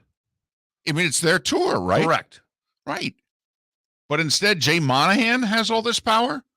Oh, he may be the nicest guy in the world, and he may have the best of intentions. But people like Phil are like, no, you should be working for us. I'm sorry. Yeah. Jay Monahan acts as if he's running the tour and can tell them what to do, whereas Roger Goodell works for the owners. Yes. And the owners of the tour, in essence, are the players. They're the ones that are getting everything done. Yes. And that's what Phil and others are arguing. Now, he's lost his golf legacy. It's over. He's not going to get it back. But I could see a day where basically everything Phil complained about awkwardly, publicly, ends up happening. Mark, we're playing golf. Saturday, June 11th, a scramble at the West Bay Club in Estero. Go to floridasportsnetwork.com to sign up now. I'd like to thank Budweiser, Twin Peaks, and Southwest Florida Golf Carts. Got some good stuff there, flgolfcarts.com. Where are you going to go? floridasportsnetwork.com. Sign up for our tournament, Saturday, June 11th, a scramble at the West Bay Club in Estero. Your golf will include your foursome and a chance to have lunch and awards after. Sign up at floridasportsnetwork.com. Mark Miller for SWFL Golf Carts or online, flgolfcarts.com. If you're looking for a golf cart, an e-bike, or an e-motorcycle, go visit Alex and the gang at SWFL Golf Carts. flgolfcarts.com online. Check out their whole inventory. If you're looking for a custom cart, they can take care of you. 2-seater, 4-seater, 6-seater, they've got you covered. E-bikes, nobody better for value and service. E-motorcycles, check them out. Again, flgolfcarts.com. flgolfcarts.com. David Moulton for Napa, Napa Auto Parts, and Napa Filters. Insist on Napa Filters for your vehicles, or if you're a do-it-yourselfer, only buy Napa Filters. Napa has a filter for almost anything on earth that moves, whether it's motorcycles, foreign and domestic cars, vans, SUVs, earth-moving equipment. You get the idea. Napa Auto Parts, Napa Filters. Insist on them for your vehicles, or if you're a do-it-yourselfer, only buy Napa Filters. Bring your big mouth to John Smith Subs and indulge in their overstuffed subs with the freshest quality ingredients. Enjoy our famous steak bomb with perfectly grilled, marinated sirloin steak topped with provolone cheese, grilled onions, peppers, mushrooms, crispy bacon, juicy tomatoes, and creamy mayo. Boom! Made-to-order crispy fries can be paired with the Gator, the Cuban, the Chicken Bomb, or the Italian. Love local. Eat delicious with John Smith Subs. Find a John Smith Subs location near you today. You are listening to Miller and Moulton on the Florida Sports Network.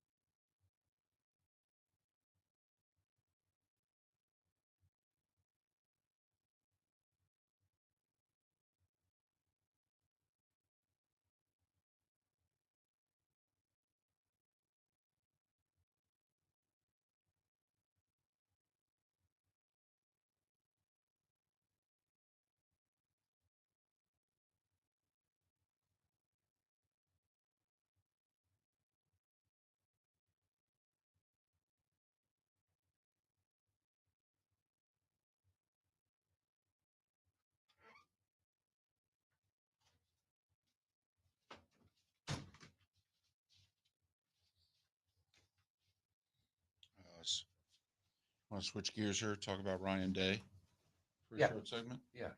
Did you see what he said yesterday? I did not see the whole thing. No. I can find college football shit pretty Yeah, that's why I kind of gave you a heads up there in case you didn't see it. I did not.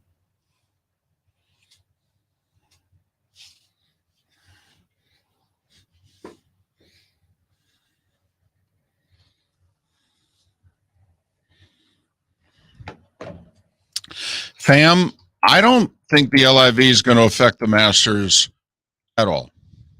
I don't think anything affects the Masters. Is this the 13 million. Ryan Day came out and said we need $13 million to keep our roster intact for the 2022 season.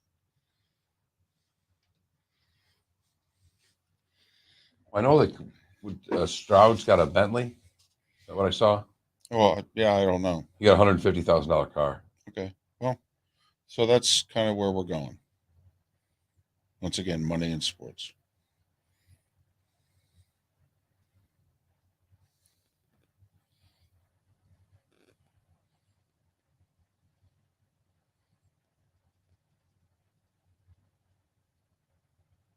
Yeah. Host was indignant. It was like a 4-minute diatribe. Didn't say a word. He's all upset about all the money in sports. Abraham? No, it was Abraham. I actually combined the two. Buddy Martin did the rant. Abraham was the one that said I couldn't work for the Saudis. And I said, you're full of it. Absolutely full of it. He goes, no, I wouldn't do it. I go, really? You got 9 kids.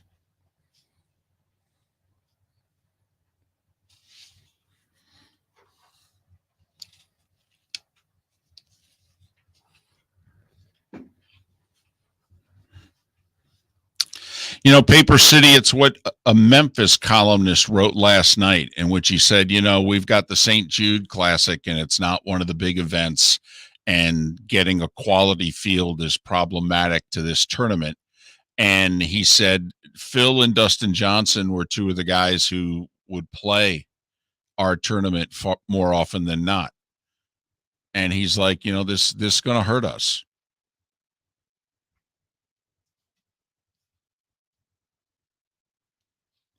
You know, fam, I thought about that last night. I think it would be brilliant if they tried it, though. Absolutely brilliant. If they're really trying to change their image and reputation, in fact, they should have done it first.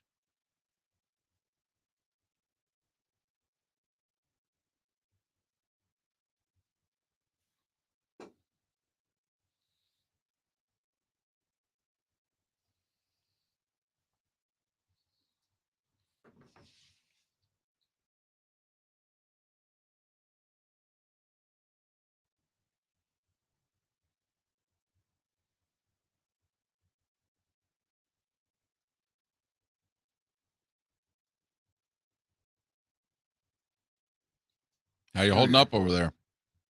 Oh, good. You good?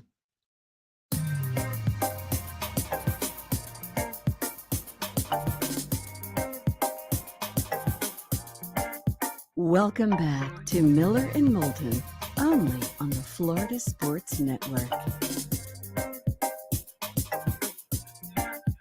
21 minutes past the hour. Miller and Moulton, Florida Sports Network. Florida Sports Network. John Forslund at the top of the hour.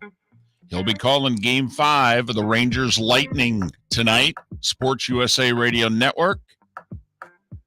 John Forslund, talk a little hockey at the top of the hour. Our poll question, how long will Greg Norman's LIV tour last? We give you 3 choices, 1 year, 2 to 3 years, 4+. Right now, 4+ is winning at 57%. Go to floridasportsnetwork.com or that Mark Miller, the David Moulton on Twitter and vote. I voted 4+. What did you vote? I voted 4+ as well. There's too much damn money for this not to last 4+. And unlike Tom Wilson, the guy that owns the Carolina Hurricanes that was going to fund the AAF, they're not going to run out. Not the way he did. They're not going to look after 2 weeks and go, "Oh no, we've lost $30 million. I can't do this anymore." They won't blink at that, David. Well, think of the upfront money. If reports are true, Phil's getting $200 million. DJ's getting $1.25. DeChambeau's getting $100. Now, I don't think Patrick Reed got $100. I did not see a report as to how much Patrick Reed is getting, but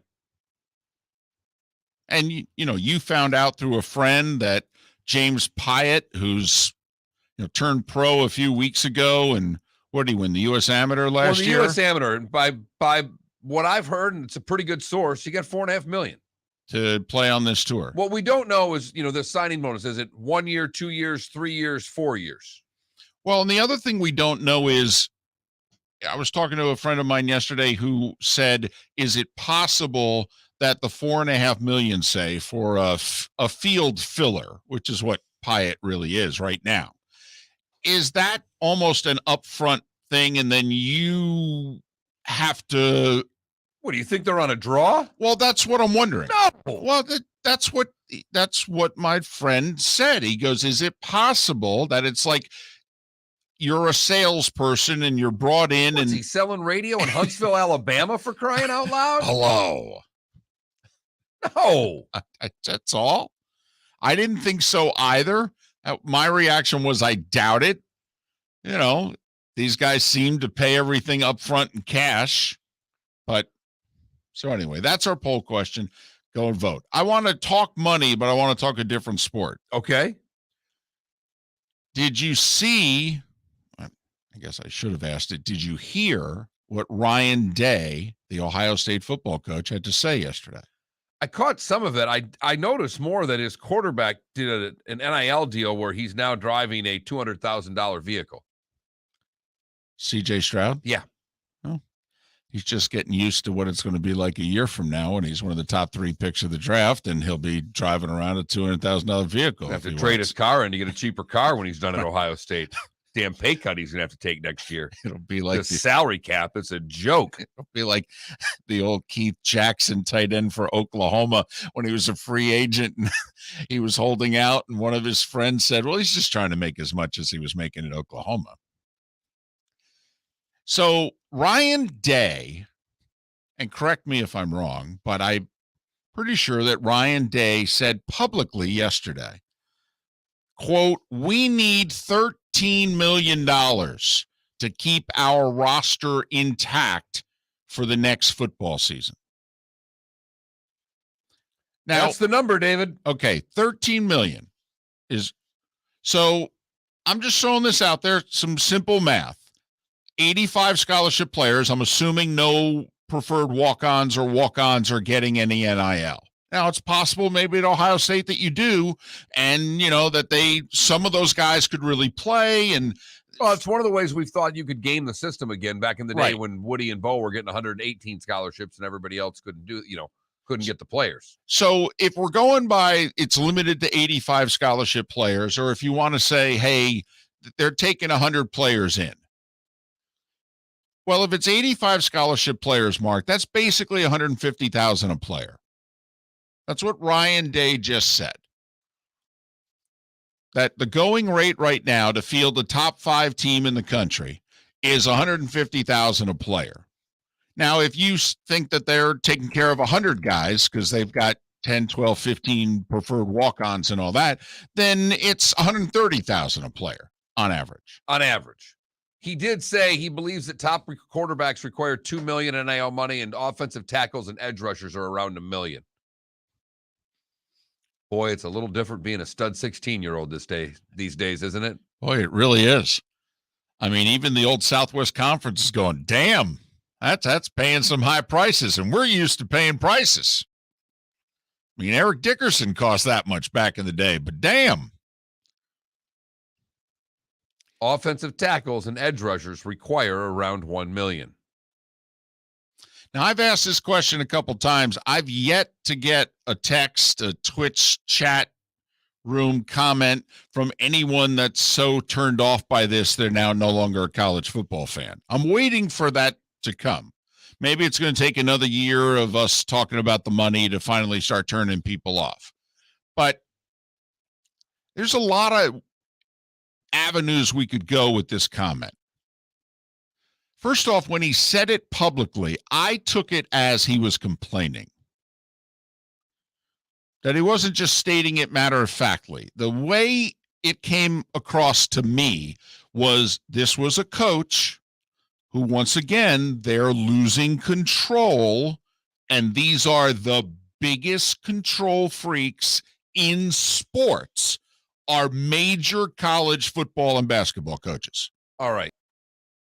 Alabama and Ohio State are the two best-run organizations in the sport. Pretty much, yeah. Who are the two organizations? And I'm going to start using that word. I'm done. This is a joke. And I don't care that they pay them money. But I've heard two schools complain vehemently about the new way of college football. They're the two best programs in the country. I've not heard other coaches have complained they don't like certain things.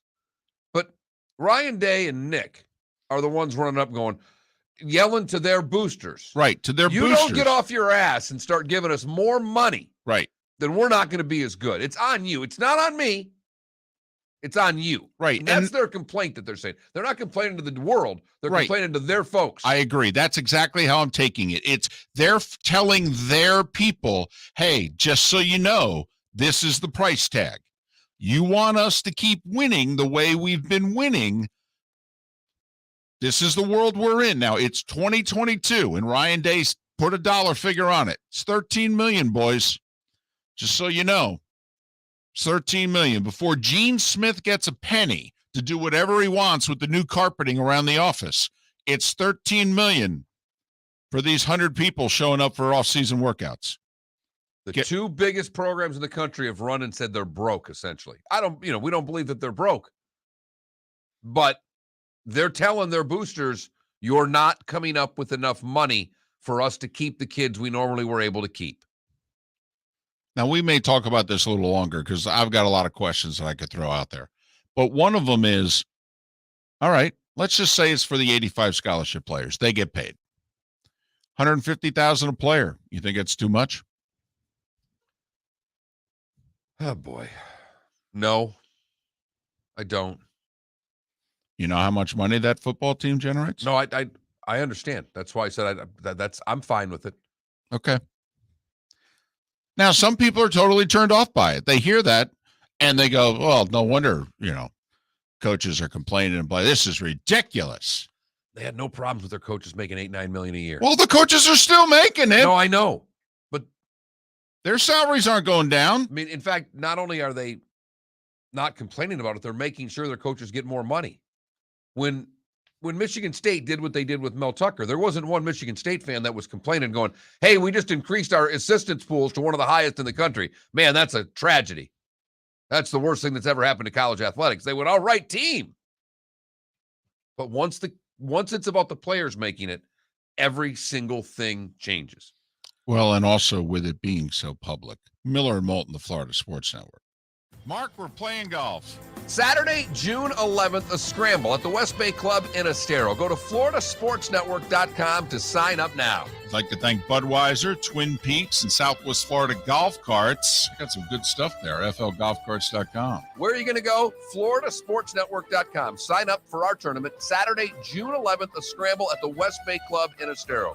Your golf will include your foursome and a chance to have lunch and awards after. Sign up at floridasportsnetwork.com. Mark Miller for SWFL Golf Carts or online, flgolfcarts.com. If you're looking for a golf cart, an e-bike, or an e-motorcycle, go visit Alex and the gang at SWFL Golf Carts. flgolfcarts.com online. Check out their whole inventory. If you're looking for a custom cart, they can take care of you. 2-seater, 4-seater, 6-seater, they've got you covered. E-bikes, nobody better for value and service. E-motorcycles, check them out. Again, flgolfcarts.com. flgolfcarts.com. Bring your big mouth to John Smith Subs and indulge in their overstuffed subs with the freshest quality ingredients. Enjoy our famous steak bomb with perfectly grilled marinated sirloin steak topped with provolone cheese, grilled onions, peppers, mushrooms, crispy bacon, juicy tomatoes, and creamy mayo. Boom!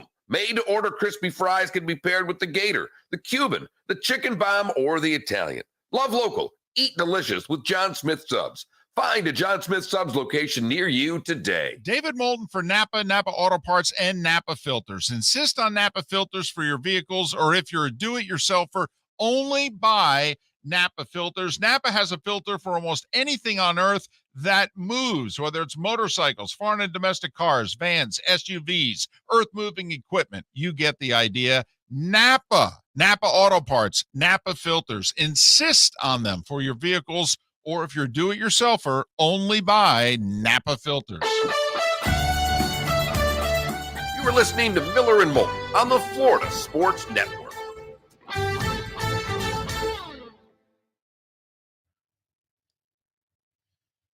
By the way, in Stuart Mandel's article here, my personal hunch is that Day's number will turn out to be on the low end.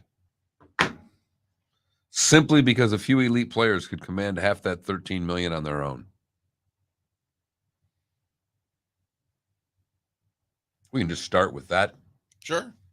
Pick it back up. Yeah. I think this is a great topic too. Yeah.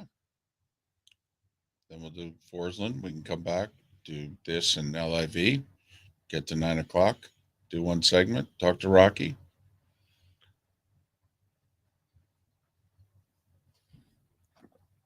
$13 million. I think it's, hell, it's less than they're paying the coaches. I mean, Day's making 9. I mean, they're spending less on the players.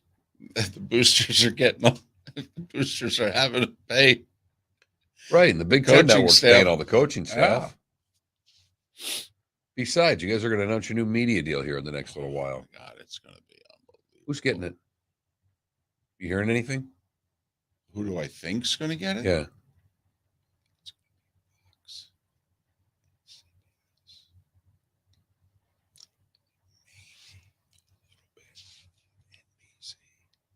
Really? Yeah. For some primetime stuff.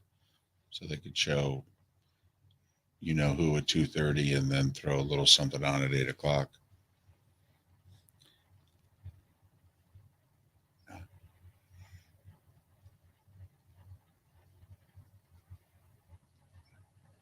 I think when this TV package is done and you add it all up,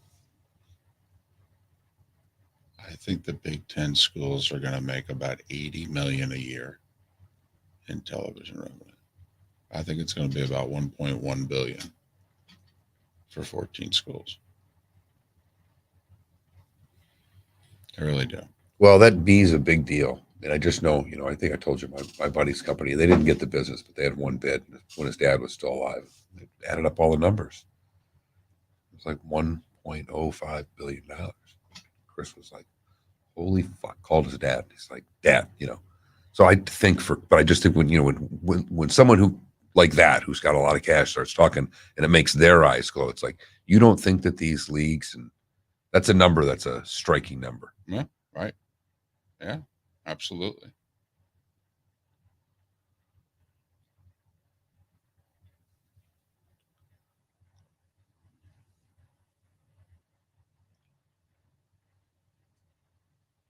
And it could, because it could be where they're getting 70 or so, and that may not even include Big Ten network revenue.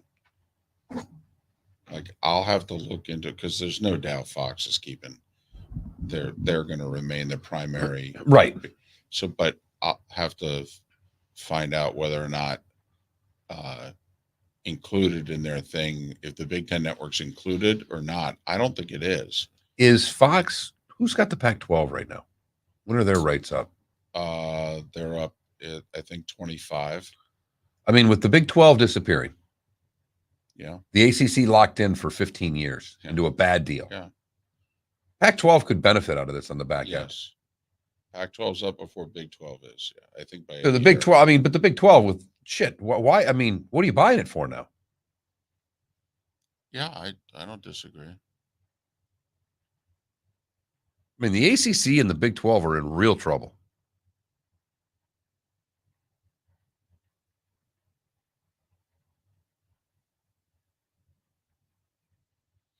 He just came out and said, hey, they played harder than us. They had more passion. They wanted it more.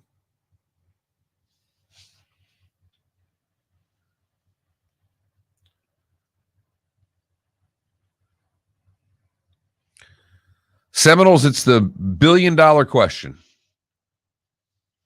Because that's what people want, but then that's essentially making them employees.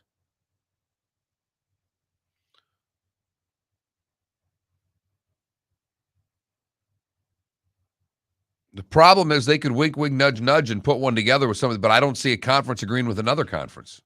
Come back.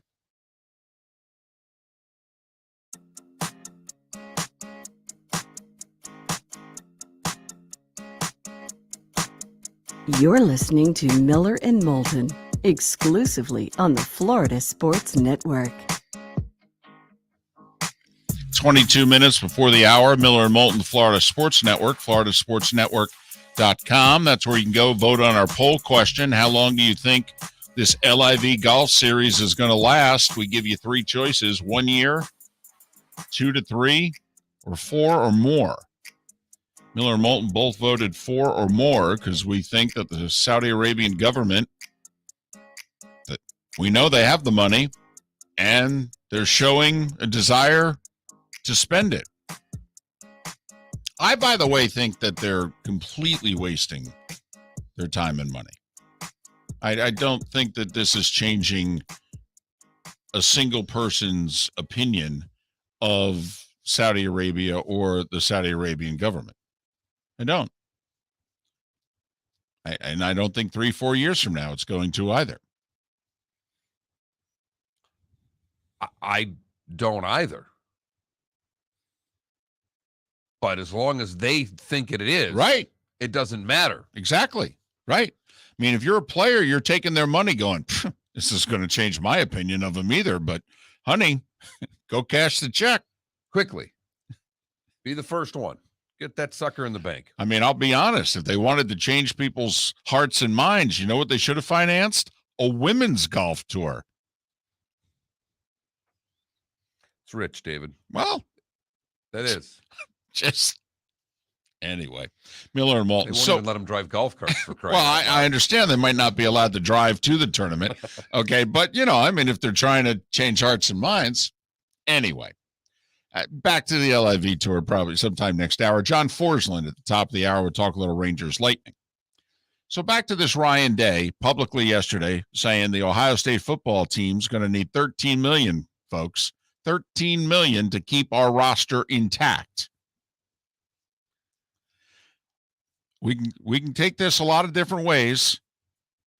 In The Athletic, I just looked up an article, so I had some quotes in front of me in case it was necessary. But Stuart Mandel is a good writer, does a good job. After talking about Day's number, he says, my personal hunch is that Day's number will turn out to be on the low end, simply because a few elite players could command half of that $13 million on their own. But we'll have a better sense of that after the upcoming season, once the 23 class entirely signs. David, do you agree with him that the $13 million is on the low end? Oh, yeah. I mean, if the quarterback and offensive tackles and number one wide receiver and what have you, if you're having to spend $6 to $8 million on 5 guys, then yeah, I don't think you're spreading out $5 million on the other 80. I don't. I love the quarterback that Stroud's got to deal with, the highest end car dealership. He turned down the Bentley to drive the Mercedes G-Wagon. It's a $200,000 car versus the $150,000 Bentley he was going to drive. But the good news for Bentley is that he can trade that car in every 45 to 60 days for something different. Oh, good. Because you know he's doing a lot of driving as it is. Once again, anybody turned off by this? Or you're turned off now by the money that's involved in big-time college athletics? Because I keep waiting for it, Mark. I do think it is that intangible that I feel makes Saturdays different from Sundays. Because now we are ending the entire pretense, by the way, of student athlete. I mean, we're now, when it was under the table, when you didn't know how the sausage was made, but now we all know how the game is being played and how much it costs, etc. So that's number one. But number two, I don't think, as best I can tell, and I think you agree, there doesn't seem to be a legal recourse now that the Supreme Court has ruled what they ruled and also the way they ruled it. They rendered a 9-0 decision. 9-0. Come on now. We're all paying attention to our society right now. We can't get people to collectively agree if it's 3 people in a room. Never mind 9 justices and how political this court has become. And they were in complete agreement that A, the NCAA is wrong. B, these kids can earn as much as they can earn. And C, when they rendered their written verdict, they said, and do not think of putting any system in place which will limit their income. I keep going back to the only way, if major college sports is going to say this is untenable, this is now we're asking too much of the boosters, etc. They're going to have to make them employees, Mark. We're going to have a salary cap system, and this is going to be professional. This is literally going to have to be officially AAA sports. People won't like that. Don't ask me why. I don't think they would like it the way they are going to be okay with this. And hear me out, David. Okay. Because you are on college campuses every Saturday. We talk about the differences of Saturday and Sunday. Mm-hmm. On Saturday, everybody that's wearing those colors feels a small part of ownership of that university. Yep. Whereas on Sunday, they're a fan. They make no mistakes. They're not owning that team. They're just devout fans. They wear the gear. They drink their beer. They go to the games.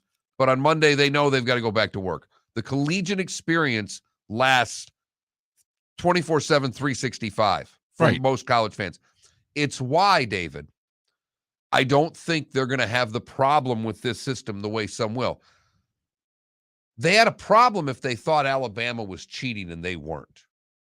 With everything being above board, they now not only have the ownership that they've always wanted, they contribute to that ownership. Right. Absolutely. They're actually part of the machine. Yes. And I think most college fans are going to take huge pride in being part of that system. Whether it's the collective that Florida has with the $20 a month for the guys like you and I that could say, hey, for $240, I'm helping the Gators get players here. Up to the big boys that are spending huge money.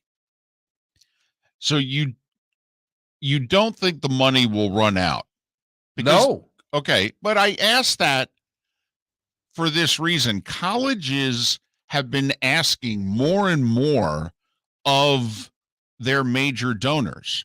I mean, you mentioned the Gators. Listen, the Gators have a seat licensing fee.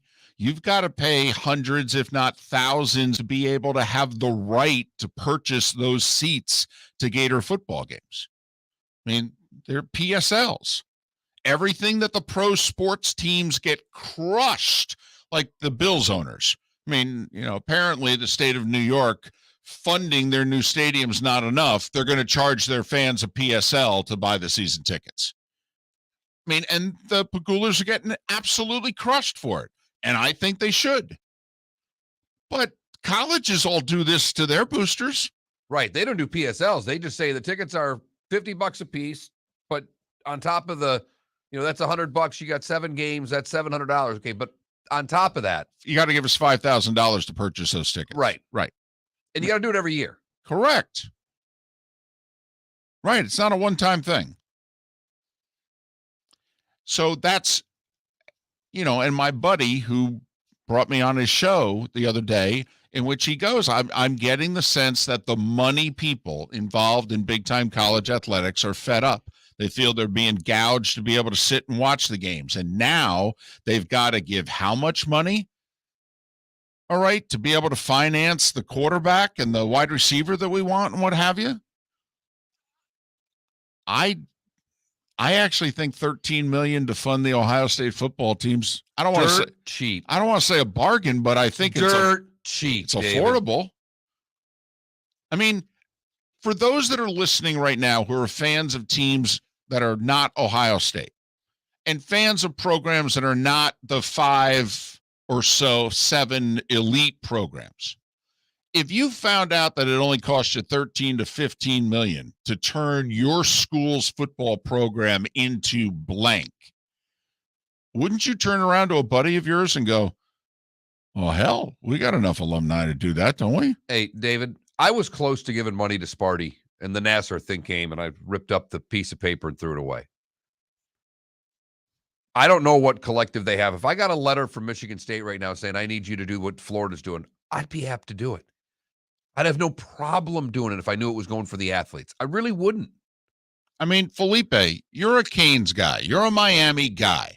And the Canes haven't been the Canes in your lifetime. But listening to us, that you got a billionaire in John Ruiz who wants to make the Canes again. And apparently, according to Ryan Day, the price tag's about $15 million a year. Don't you think the University of Miami's got John Ruiz and a few people who can come up with $15 million a year annually? It's Trump change to some people in Miami. Yeah. I heard the 13 million and thought, damn, they're going to have it's not going to be Ohio State and the rest of the conference of Big Ten if that's all it costs. That's how much Kelly Olynyk makes in a season. I think Purdue went 13 million. Wow. We could come up with that. We really could. So, I mean, that's how I took it. Some people took it and went, this is disgusting. This is awful. This is why I'm not as big a fan as I used to be. And I don't like this at all.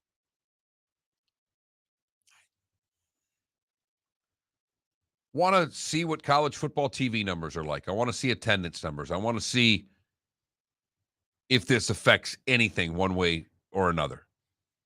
Now, there's going to be a downside to this right now. Like the CJ Strouds of the world don't realize, okay, we didn't know the money you were getting in brown paper bags under the table before. And there was always kind of this line that you didn't cross. You didn't really criticize the college athlete. They're not yet 21 in most cases, and they're not getting paid. Can't be booing these kids. They're amateurs. Right.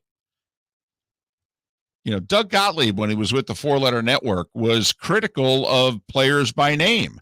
Hey, so-and-so's just got to play better. He's got to give more effort. That's ridiculous. And he would mention him by name. And the coaches would publicly be chastising Doug Gottlieb. You can't do that. You can't criticize these college kids and what have you. Well, think about the Bryce Youngs of the world this year. If the word's out, I mean, Nick said last year that he's making $1 million. Bryce Young on the open market's a 7-figure guy. Okay, so let's assume Bryce Young's making $3 million this year, which I don't think is outrageous. It's about $200,000 a game. I think that's cheap, actually, in the grand scheme of things. So let's just say Bryce Young's making $3 million. Bryce Young has a really bad game and Alabama loses. What do you think the call is going to be into Tuscaloosa Talk Radio on Monday? Can't believe we're paying $3 million for that kid. I can throw the ball better than him. There's no doubt that with money comes more criticism. But $13 million to put a good college football team on the field is the bigger number, and that seems pretty easy to do for a lot of schools. Put it this way, UCF. Yes. I mean, skip Florida State, skip Miami. UCF. You got to be looking at that going, sign me up. Hey, Gus, where do I give you the money? Don't you think there's a few people in Tampa who are proud South Florida Bulls going, wait a minute. So you mean there's an actual dollar figure on this? It's $13 million? Huh. This ain't going to be easy, but we could do this. We could at least, dig ourselves out of the hole that we're in. And then who knows? Maybe we start winning. We'll get a few more people to jump in and help us out. Well, you and I have always thought the schools that are in cities, in metro areas, have a great opportunity just with the business community that goes along with it. Yeah, we thought this would be a good thing for Miami. Right. And it's going to be. Minnesota. That's a top Twin Cities, a top 15 market. There's 4 Fortune 500 companies that call the Twin Cities home. If it's about money, well, they got access to it. And, the other side of this too, David, with NIL comes having to work for the NIL. They're not going to just give them the money. Some are going to want something in return for this. Baker Mayfield got crushed for doing progressive ads. Took him one day in the summer to cut a bunch of ads. And he, of course, didn't pay enough attention to football. How bad is it going to be when the car ad for C.J. Stroud in the Bentley he's driving after he throws, 3 interceptions against Indiana on a Saturday? Not only is that C.J. Stroud suck, but those cars he's driving, they suck too. Yeah, buy American. What car is the backup driving? That's what I want to buy. John Forslund. We'll talk Lightning Rangers next. Miller and Moulton, the Florida Sports Network. Golfers, are you bored of the same old driving range warm-up routine that's not getting you the results that you want on the course? Power up your golf swing by adding resistance bands to your range sessions with the Orange Whip Golf's Power Strap Kit. Featuring band attachments to your feet and hips, Power Strap resistance training will boost club head speed, increase power, improve flexibility, all with just a few swings. Buy a Power Strap Kit today. Go to orangewhipgolf.com and use code Miller10 to receive an additional 10% off the already great price of $119. Bring your big mouth to John Smith Subs and indulge in their overstuffed subs with the freshest quality ingredients. Enjoy our famous steak bomb with perfectly grilled marinated sirloin steak topped with provolone cheese, grilled onions, peppers, mushrooms, crispy bacon, juicy tomatoes, and creamy mayo. Boom! Made-to-order crispy fries can be paired with the Gator, the Cuban, the Chicken Bomb, or the Italian. Love local. Eat delicious with John Smith Subs. Find a John Smith Subs location near you today. David Moulton for Napa, Napa Auto Parts, and Napa Filters. Insist on Napa filters for your vehicles, or if you're a do-it-yourselfer, only buy Napa filters. Napa has a filter for almost anything on earth that moves, whether it's motorcycles, foreign and domestic cars, vans, SUVs, earth-moving equipment. You get the idea. Napa Auto Parts, Napa filters. Insist on them for your vehicles, or if you're do-it-yourselfer, only buy Napa filters. Mark, we're playing golf. Saturday, June 11th, a scramble at the West Bay Club in Estero. Go to floridasportsnetwork.com to sign up now. I'd like to thank Budweiser, Twin Peaks, and Southwest Florida Golf Carts. Got some good stuff there. FLGolfCarts.com. Where are you going to go? floridasportsnetwork.com. Sign up for our tournament Saturday, June 11th, a scramble at the West Bay Club in Estero. Your golf will include your foursome and a chance to have lunch and awards after. Sign up at floridasportsnetwork.com. Mark Miller for SWFL Golf Carts or online, flgolfcarts.com. If you're looking for a golf cart, an e-bike, or an e-motorcycle, go visit Alex and the gang at SWFL Golf Carts. flgolfcarts.com online. Check out their whole inventory. If you're looking for a custom cart, they can take care of you. 2-seater, 4-seater, 6-seater, they've got you covered. E-bikes, nobody better for value and service. E-motorcycles, check them out. Again, flgolfcarts.com. flgolfcarts.com. Golfers, are you bored of the same old driving range warm-up routine that's not getting you the results that you want on the course? Power up your golf swing by adding resistance bands to your range sessions with the Orange Whip Golf's Power Strap Kit. Featuring band attachments to your feet and hips, Power Strap resistance training will boost clubhead speed, increase power, improve flexibility, all with just a few swings. Buy a Power Strap Kit today. Go to orangewhipgolf.com and use code Miller10 to receive an additional 10% off the already great price of $119. You are listening to Miller and Moulton on the Florida Sports Network. Who you like, and then B locally and all that, and they combine the numbers and the ratings. 2 years ago, the Carolina Hurricanes local broadcast was voted the best broadcast in the country. Kraken was this year? It's now 24th, actually. Seattle Kraken were tied for second.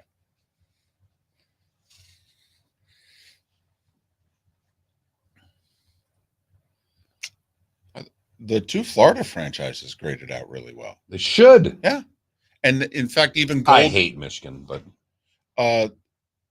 no. They don't talk radio. It's just TV. okay.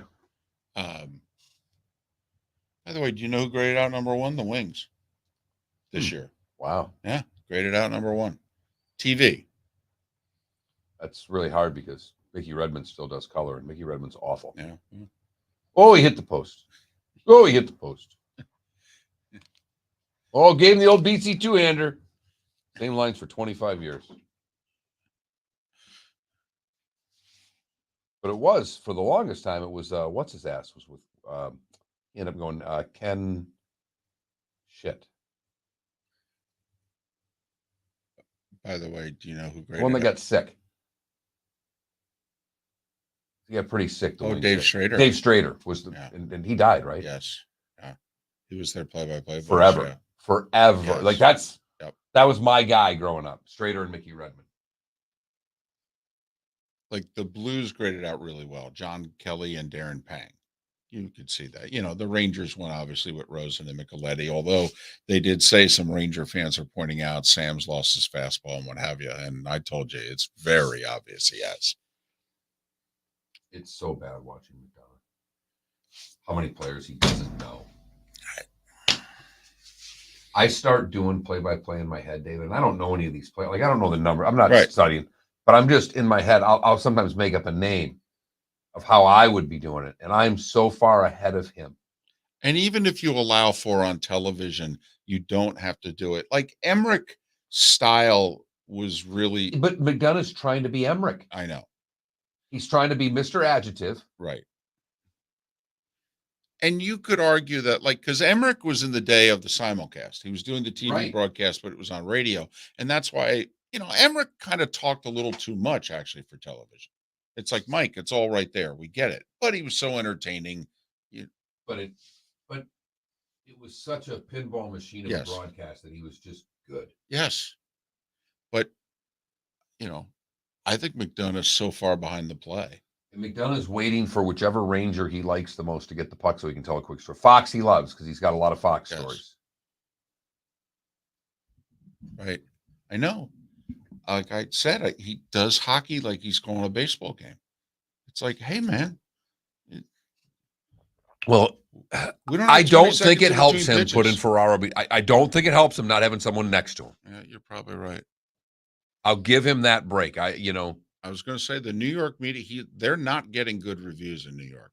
How could they be? He sucks.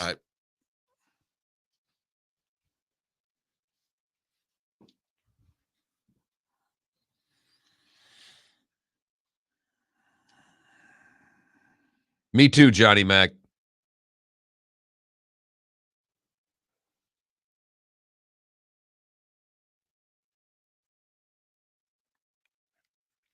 John is on hold. That's awesome. And we're back in 5 seconds.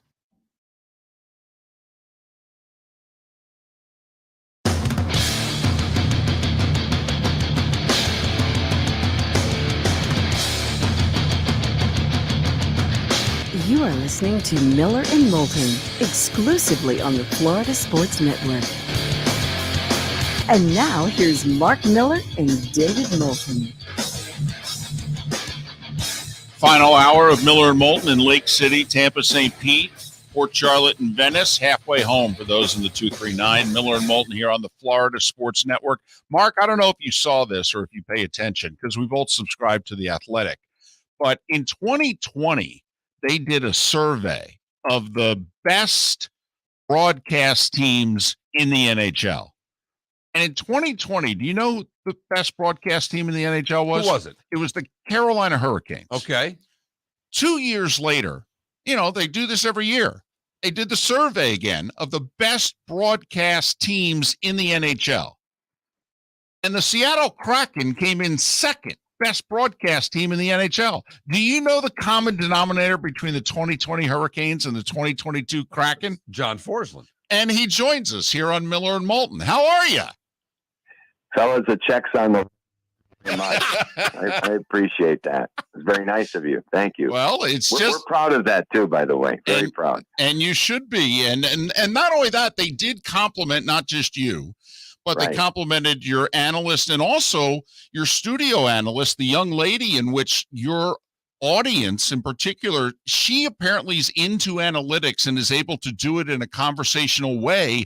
And if you read that article, John, a lot of hockey fans are saying we kind of want more information. We want more than just winning the one-on-one battles in the corner. And your crew got complimented for giving more information than the normal telecast. Well, listen, we had a blank canvas, right? So we were able to figure out what we needed to do. And, my input was this. We have to establish a gold standard. We have to build trust with a fan base. I'm not going to change much about my approach and what I've done over the years because I've taken a lot of pride in the fact that I try to keep it straight. I think even if you're in a market cheering for a team, they want as real a story as possible without disparaging anybody, without, disrespecting the game, and without going over the top all the time. So, but the thing about this is, and her name is Allison Lucan. She came to us from Columbus, where she was part of their staff there, hockey staff. She was working with Fox. But she's able to take the numbers and lay them out there so that everybody can understand. And the most important thing, and what I tell her is this: statistics are great, analytics are great, but you better have a conclusion to those numbers. And if you have a conclusion, then it's going to make sense in how it relates to the game. Then there's JT Brown, the former Tampa Bay Lightning, who just retired after 7 years, 8 years professionally, 7 years in the NHL, 1 year in Europe. At the age of 32, he had no experience whatsoever as a broadcaster, stepped into the job. Chemistry is outstanding. I love the guy, and it's only going to get better. And we also had rookie producers and a rookie director, not in television, but with hockey. And, that's not easy. So when we started, way back when, the very first preseason game in Spokane, we had no idea where this was going to go, how we were going to do it. But we all had a remarkable season. I think it was the best of my career, believe it or not, after all this time. To be part of that group. And I thank the fans for all their positive comments. John Forslund, NHL and TNT, Seattle Kraken voice, and calling the conference finals in the East on Sports USA Radio. You can follow John on Twitter at John Forslund. I'll go the opposite of analytics for this question, John, because it certainly looked like Tampa imposed their strength, a little bit of their will, and the playoff experience that they've collected over these past years with this group in Game 4. I thought there was a point in the shots where like 18 or 11 or 17-11, the Rangers, and I looked up at the shots. I'm going, boy, that's not the game I'm watching. What did you take from Game 4, and what does that make you think towards the rest of this series? Well, we've seen it before, and you're spot on with all three of those points. And we've seen it before with the Lightning in these playoffs. Once they recognize they can do it, once they recognize they might be better than the other team and how they go about it, they're very difficult. They're very difficult to play against, and that's what's happening now. That's probably an easy one to go to when the way the series is played out in the first two games. When the series started, we talked about the layoff and how he's right here. Those that said there would be rust, there was rust, and most importantly, I think it was Andrei Vasilevsky to start the series. The big goalie just wasn't the same. The team in front of him was not the same. There was a lot of self-inflicting wounds, especially in Game 1 by the Lightning, turning over the puck, giving the Rangers all kinds of room through the middle of the ice to get speed, and the Rangers looked overwhelming, and it carried out through the second game, at least. In the third period of the second game, the Lightning started to find it, and then you go back to Tampa. And once they got back to Tampa, they had a scratch and claw. They were playing well, but they were behind 2-0. It was a game of power plays. Stamkos gets the power play goal, the fourth one of the game, to tie it early in the third period. And then Tampa took over the entire third period, won the game late in regulation on the goal by Pilato, as we know. And then you get to the fourth game. And everything you just said, that's what happened in the fourth game. They were the far better team in the fourth game. So now, when a championship-level team recognizes they're better than the opponent, at least they feel that way, and then they understand they could get after this three-peat in a big way, it's going to be tough for the Rangers, and especially with some of the injuries that are creeping in now for New York. So we'll see where it goes tonight. Well, and John, that's where you took me to where I wanted to go, which is the Rangers raised their level in these playoffs. The Penguins and the Canes helped to bring the Rangers to a level that even Rangers people didn't think that they would get to this year. And it carried them all the way to the 2-0 lead against Tampa in the conference finals. But now clearly they need to raise their game some more. Do they have it in them, particularly with two of their top three centers doubtful for tonight? Yeah, both Filipino and Ryan Strome were called yesterday game time decisions, so that's not a good sign. And play, how effective can they be?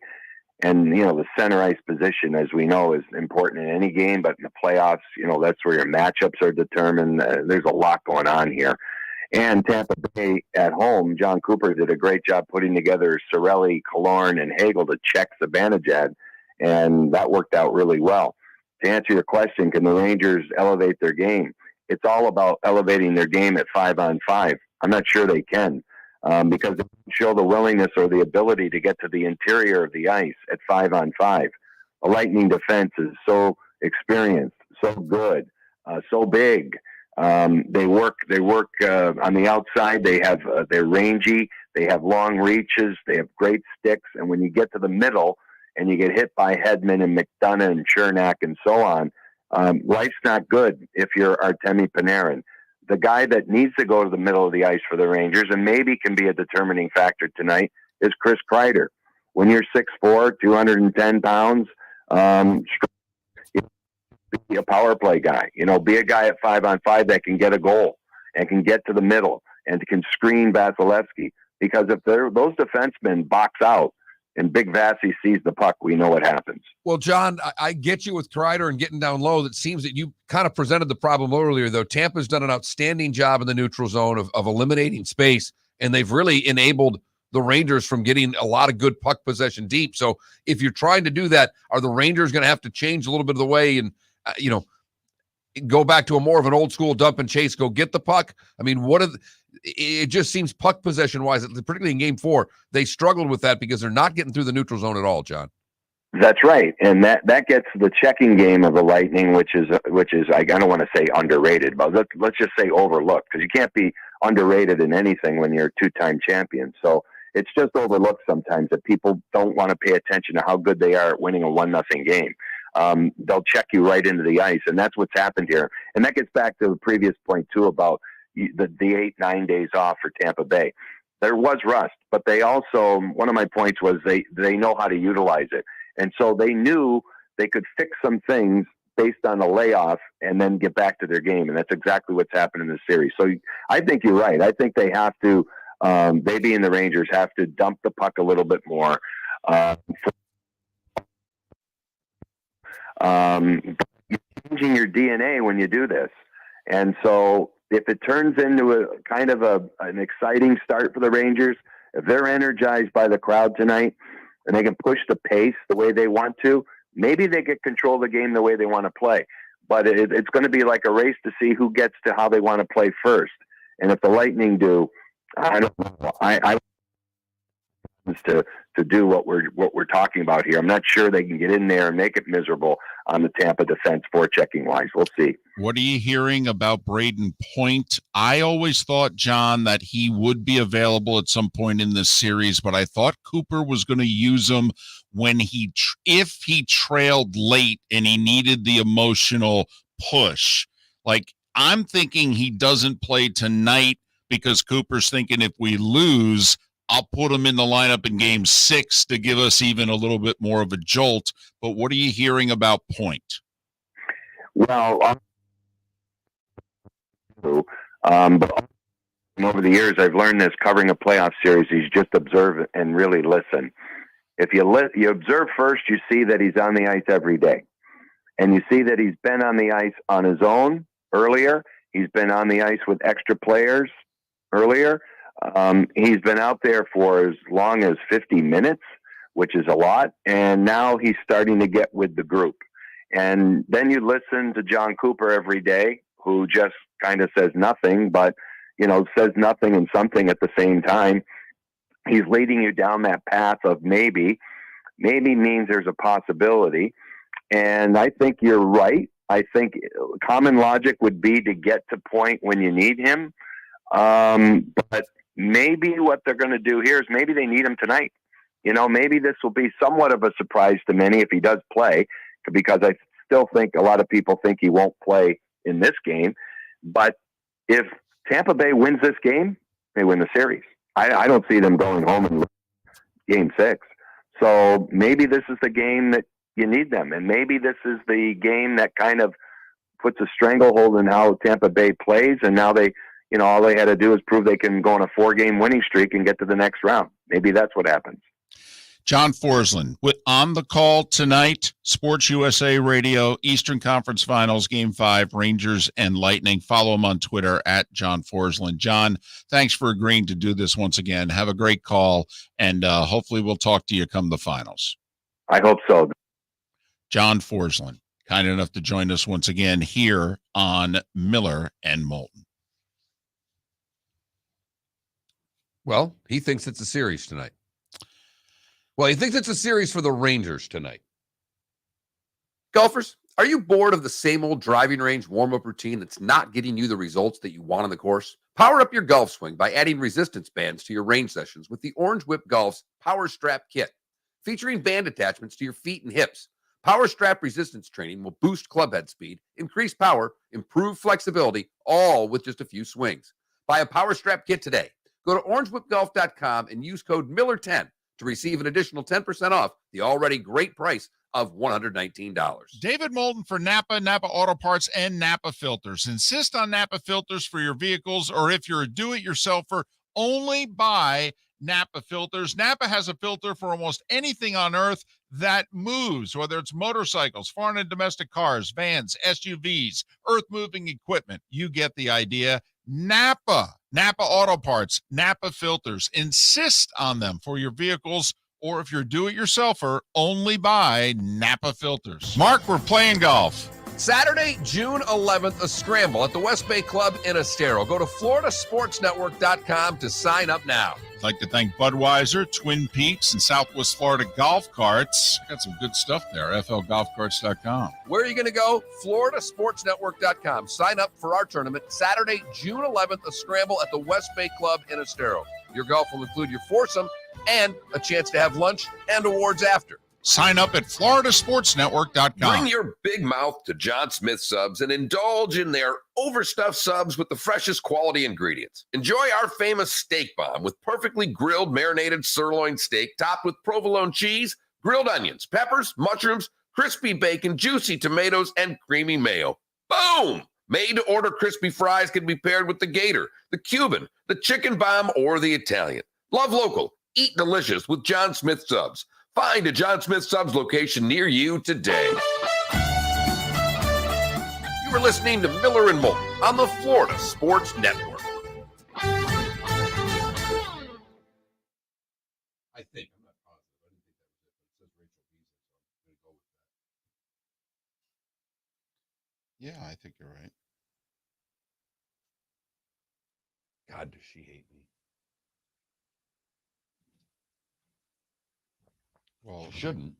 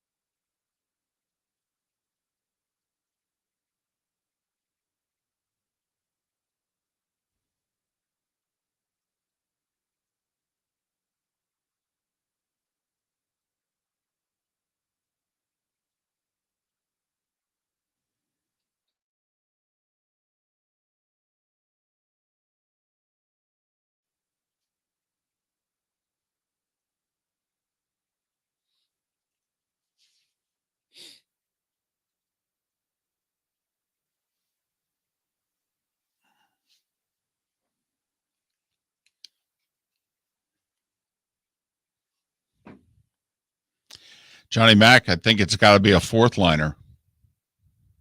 So they went from 11-7 to 12-6 when they got home to Tampa. So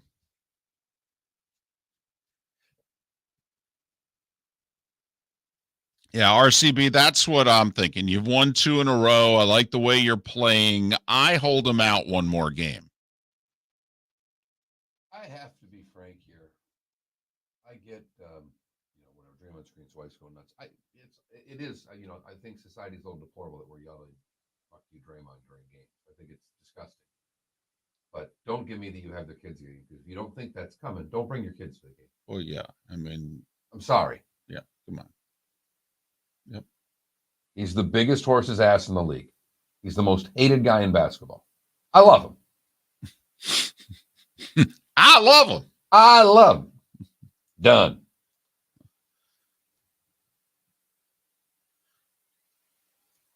I mean, I love the guy.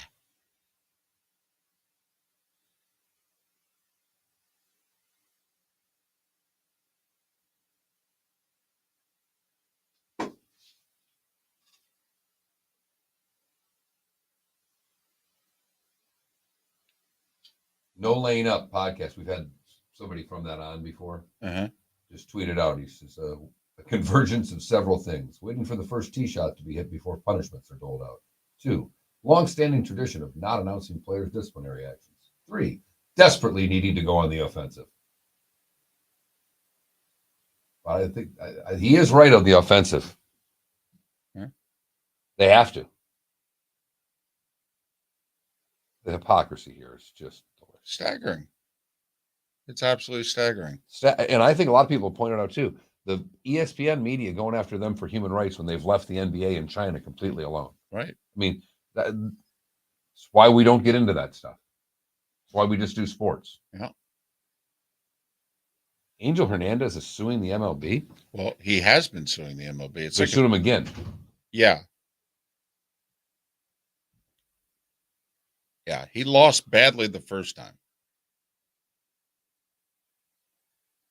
I mean, I think the only reason Angel has a job is because he keeps suing. And they're like, well, if we fire him, they'll probably have more legal grounds.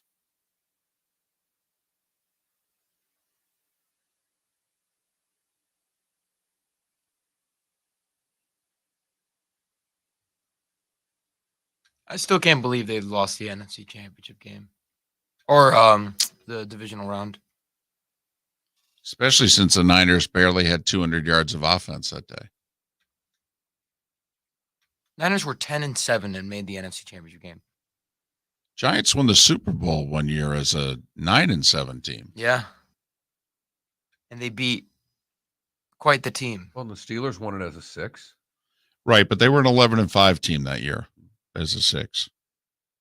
But like the second time the Giants beat the Patriots, they were a 9-7 team that year. Come back.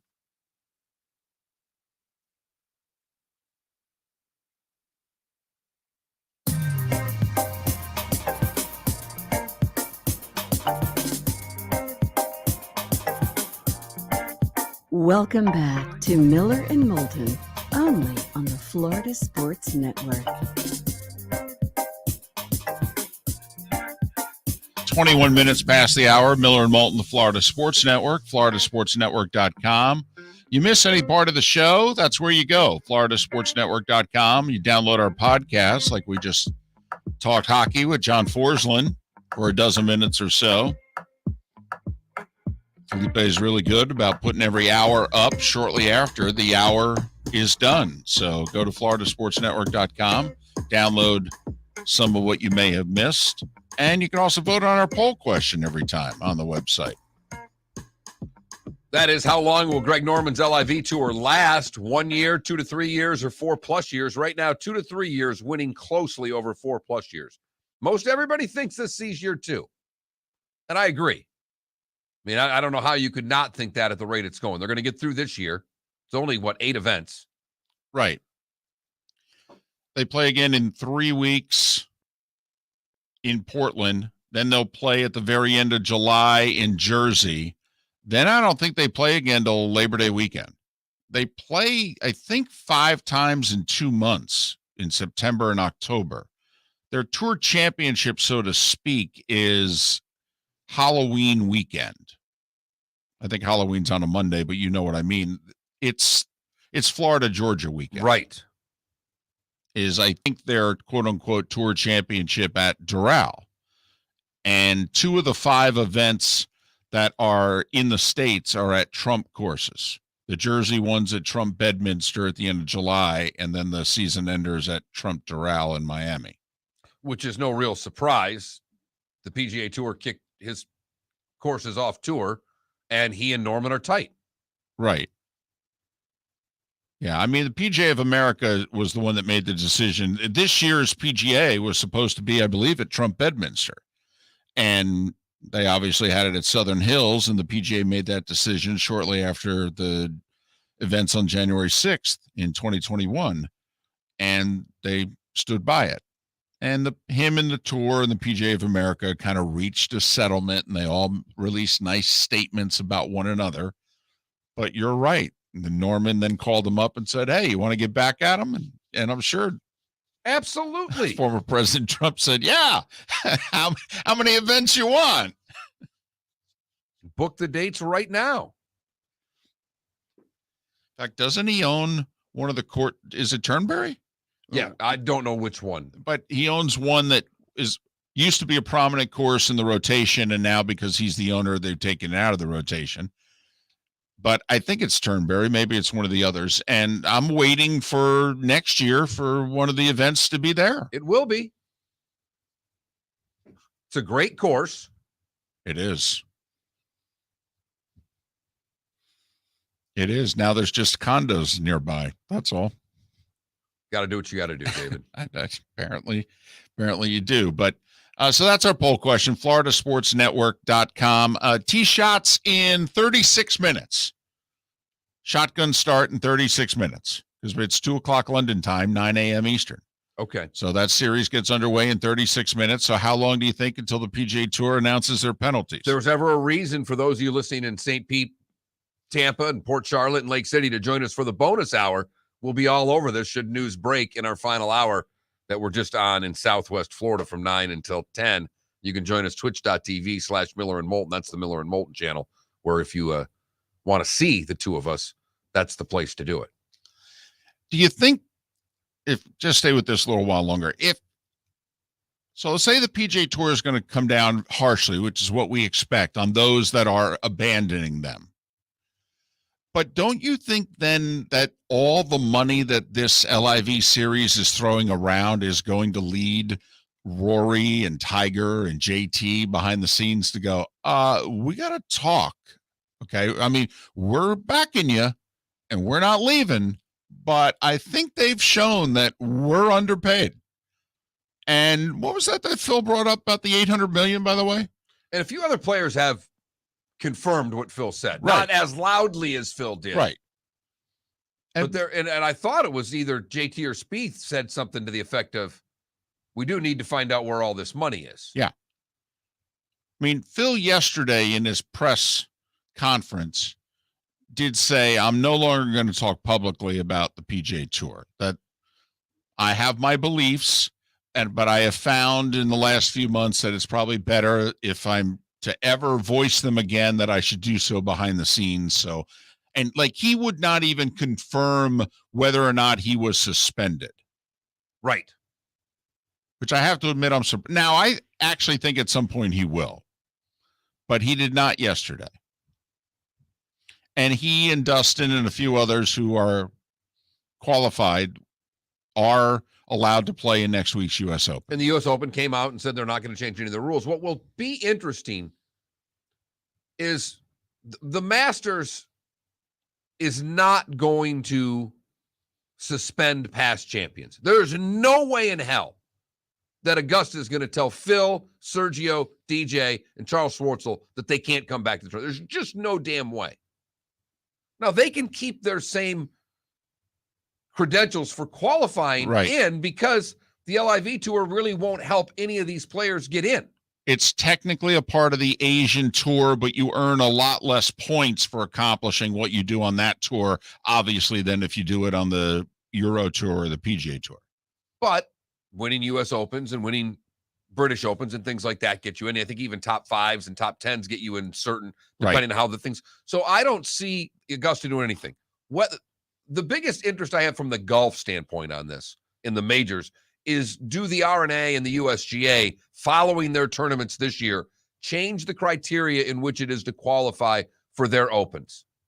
That would make it more difficult for players on the LIV Tour to qualify for the Opens, because it was obvious in the USGA's statement, David, that they're not fond of this tour.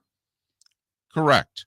I mean, they all but used those exact words, but said, hey, we're an open championship, and just by playing on this tour, that does not disqualify you from potentially playing in the U.S. Open, and we're certainly not going to kick those out who have already qualified. Nor are we going to change rules midstream to do that. But the way it read to me when they said we're not going to change any rules midstream, I read between the lines that the minute the U.S. Open's over, they could change what the qualification standards are.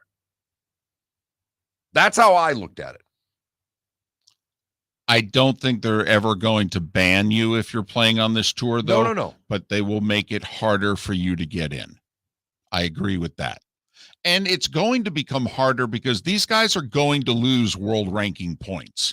And the Masters, I believe, is top 50 in the WGR. If you're in at a certain date, you're automatically in the Masters. Well, like Patrick Reed, I think, is 31 in the world. It's going to be difficult for Patrick Reed a year from now to still be in the top 50 in the world, even if he goes over and wins like 3 of these 8 events. Because he's going to play in what, 2 or 3 more majors, and he's going to play in 8 LIV events. I mean, he better win something. Right, and if they were going to kick out a past champion, Patrick Reed would be the past champion they'd kick out. But even for, for the totally U.S. Open, I mean, that's where playing on this tour is going to hurt guys. You're going to lose your world golf ranking status quickly. And I think they may tighten it from the top 50 in the world to the top 40 in the world. They could see where the line of demarcation is. I'm going to play in 4 majors. I'm going to get Asian points. They can figure out about as high as you're going to get from that and limit you that way. But that's our poll question. How long do you think this LIV Golf Series is going to be around? 1 year, 2 to 3, 4, or more. I'm curious, though, will the PGA Tour, and I think they will, Mark. And to me, the big decision the PGA Tour, I believe, is going to have to make is 2 to 3 years down the road. I think they're going to make sweeping changes behind the scenes financially as to how they're doing things. And I think all of a sudden the purses for PGA Tour events are going to go up dramatically. Like this week in London, they're playing for $25 million. All right. The Canadian Open, they're playing for 8.7. The players are going to look at Jay Monahan and say, Jay, it's got to change. I mean, it does. You got to get all these purses up to 15 plus million. Miller and Moulton, we thank you so much for listening. Go to the poll question, will you? Florida Sports Network. David Moulton for Napa, Napa Auto Parts, and Napa Filters. Insist on Napa Filters for your vehicles, or if you're a do-it-yourselfer, only buy Napa Filters. Napa has a filter for almost anything on earth that moves, whether it's motorcycles, foreign and domestic cars, vans, SUVs, earth-moving equipment. You get the idea. Napa Auto Parts, Napa Filters. Insist on them for your vehicles, or if you're a do-it-yourselfer, only buy Napa Filters. Mark, we're playing golf. Saturday, June 11th, a scramble at the West Bay Club in Estero. Go to floridasportsnetwork.com to sign up now. I'd like to thank Budweiser, Twin Peaks, and Southwest Florida Golf Carts. Got some good stuff there, flgolfcarts.com. Where are you going to go? floridasportsnetwork.com. Sign up for our tournament Saturday, June 11th, a scramble at the West Bay Club in Estero. Your golf will include your foursome and a chance to have lunch and awards after. Sign up at floridasportsnetwork.com. Bring your big mouth to John Smith Subs and indulge in their overstuffed subs with the freshest quality ingredients. Enjoy our famous steak bomb with perfectly grilled marinated sirloin steak topped with provolone cheese, grilled onions, peppers, mushrooms, crispy bacon, juicy tomatoes, and creamy mayo. Boom! Made-to-order crispy fries can be paired with the gator, the Cuban, the chicken bomb, or the Italian. Love local. Eat delicious with John Smith Subs. Find a John Smith Subs location near you today. Golfers, are you bored of the same old driving range warm-up routine that's not getting you the results that you want on the course? Power up your golf swing by adding resistance bands to your range sessions with the Orange Whip Golf's Power Strap Kit. Featuring band attachments to your feet and hips, Power Strap resistance training will boost clubhead speed, increase power, improve flexibility, all with just a few swings. Buy a Power Strap Kit today. Go to orangewhipgolf.com and use code Miller10 to receive an additional 10% off the already great price of $119. You were listening to Miller and Moulton on the Florida Sports Network.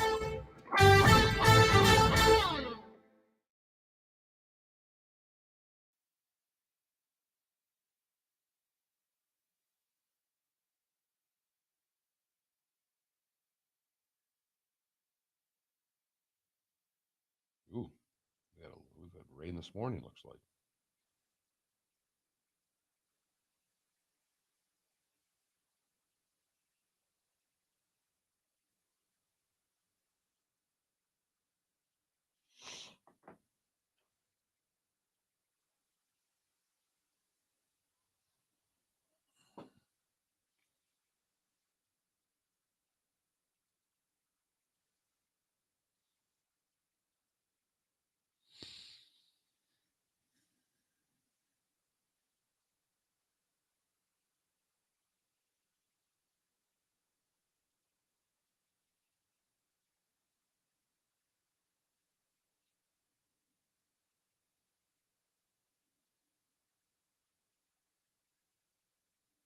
All right. So I got it right. They go to Portland. Then a month later, they go to Jersey. Labor Day weekend, they're in Boston. 2 weeks later, they're in Chicago. 3 weeks later, they're in Bangkok. And then the following week, they're in Saudi Arabia. Okay. So they do Thailand and Saudi Arabia. And then 2 weeks later, they end in Miami. I'd definitely travel to Thailand for the tournament. So it is, you know, that was the point that Norman made this week at a presser when he's like, you know, we put the schedule together to not be competition of the PGA Tour. I mean, look at our schedule. We're playing 3 events before Labor Day. Then we're going to play 5 events in September and October. That goes up against their tour championship a little bit, but I mean, we actually scheduled it because also they're trying to get some guys to play.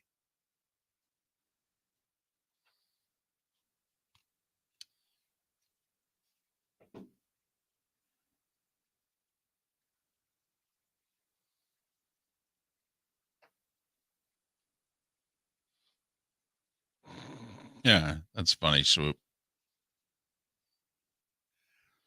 I think it's Mark with Dustin Johnson because Jeff Fisher actually has come on our show like 6 times.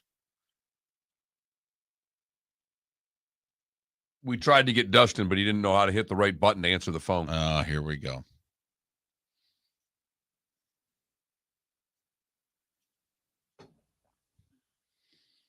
I did think my Super Bowl line was pretty good. It was outstanding. I thought of that one yesterday. Outstanding. It's the one that hit my head yesterday, and I chuckled to myself walking around the house going, I'm gonna have to use that one. That's pretty good. Did golly.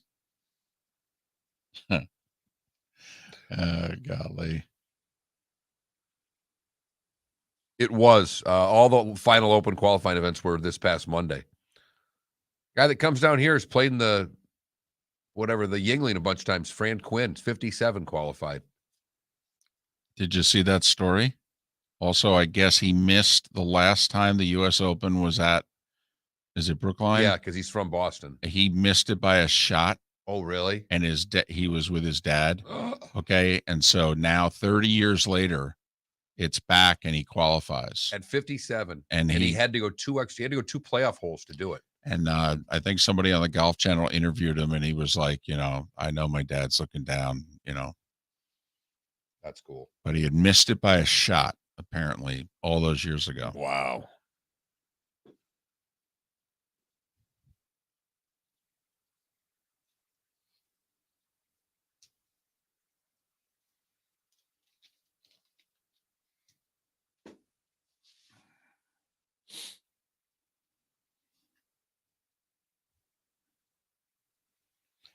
Jeff came on during our second act. We got connected with Jeff and he was coming on a, every few month basis for a couple years. And it was strange because he was living out in Los Angeles and he would literally come on our show around 8:30, 5:30 his time. And he's like, yeah, I get up around this time to work out. So I'm just getting up talking to you. Then I'm working out.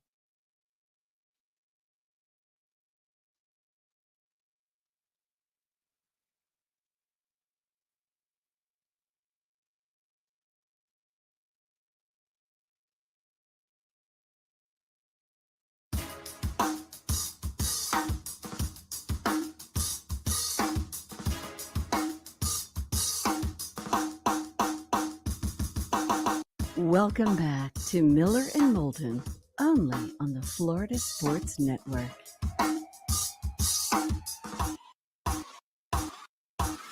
"22 minutes before the hour, Miller and Moulton, Florida Sports Network.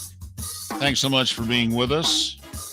Game 3 was last night. Celtics took care of the Warriors, 116-100.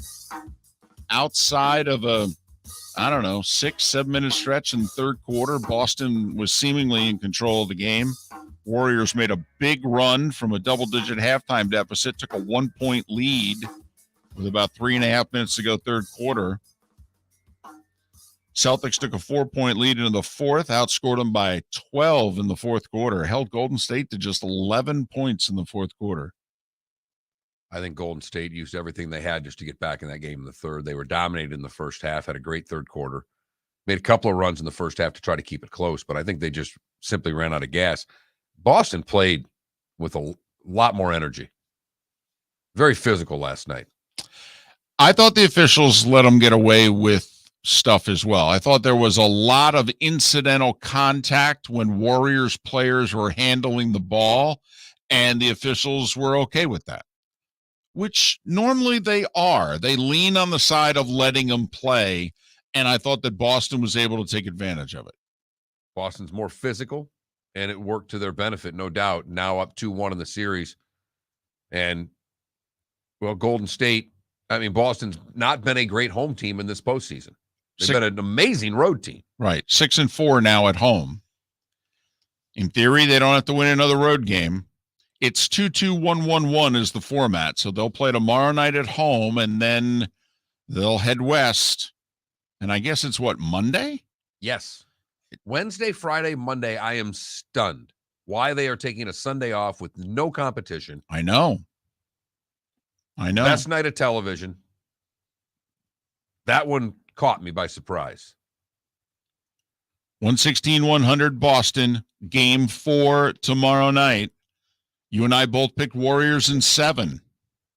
You wavering? No. Okay. No. And by me asking that, it's like when we both picked the Lightning in 6. And even when the Rangers won game 2, I still thought the Lightning were winning the series.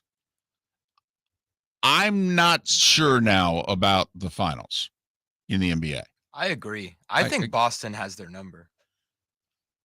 Now, I mean, if they're going to shoot like they did last night, they're going to win the championship. I mean, I actually think Golden State at times didn't do a bad job down the stretch. I thought their rotations were pretty good. I mean, Marcus Smart hit threes with guys running at him. Marcus Smart sometimes can be left alone and not be able to hit a shot. And last night he was hitting shots with guys running at him. And look, they're just, I find the game funny. Like in the first half, there's a couple instances where Golden State plays a great defensive sequence. They get Boston to take a bad shot, and a rebound ends up, getting not even a loose ball rebound gets kicked out to a guy that's wide open for a 3 and he bangs it down. It just seemed that it was one of those nights that last night, if a Boston guy was left open, the ball ended up in his hands and he made the shot. And they were plus 16 on the glass. Like game 2, it was even. Game 1, it was competitive on the glass. Last night, I think it was 47-31 rebounds. Last night is where James Wiseman could have been huge. And that's a young center who was drafted a couple of years ago out of, I think, Memphis. I think he only played like 3 games, and he's been MIA. He was the number 2 pick. Right. And he's contributed basically nothing in 2 years in the NBA. But Boston up 2-1, game 4 tomorrow night. Meanwhile, tonight, game 5 in New York, Rangers Lightning. Home team has won every game in this series. Does it continue? I think Tampa gets tonight. I love the way that they are imposing the physicality on New York. And this isn't about wills or trying to win more. I just think they're a bigger, stronger team, and they're playing like it finally. And they're starting to wear down the New York Rangers. And can the Rangers goaltender steal a game for New York? Because so far in this series, the better teams won every game. And to me, if the Rangers are going to get this done, they're going to have to get one of these games that the goaltender's got to steal for. The Rangers are likely to be the more shorthanded team tonight in terms of available top players. New York's second and third line centermen have both been hurt in the games in Tampa. Ryan Strome got hurt in game 3, did not play in game 4. Philip Hedl got hurt midway through game 4, did not return. Both are called quote-unquote game-time decisions.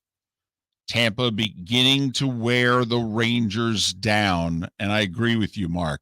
This is where, if you're New York, first off, I do think the Rangers are going to get a couple more power plays tonight, if for no other reason than they're at home. And I do think officials can be impacted by a boisterous crowd into calling a penalty or two that they maybe wouldn't call on the road in the same situation. And the Rangers' power play is the best in the playoffs. So I do think that they're they didn't get their first power play till 7 minutes left in game 4.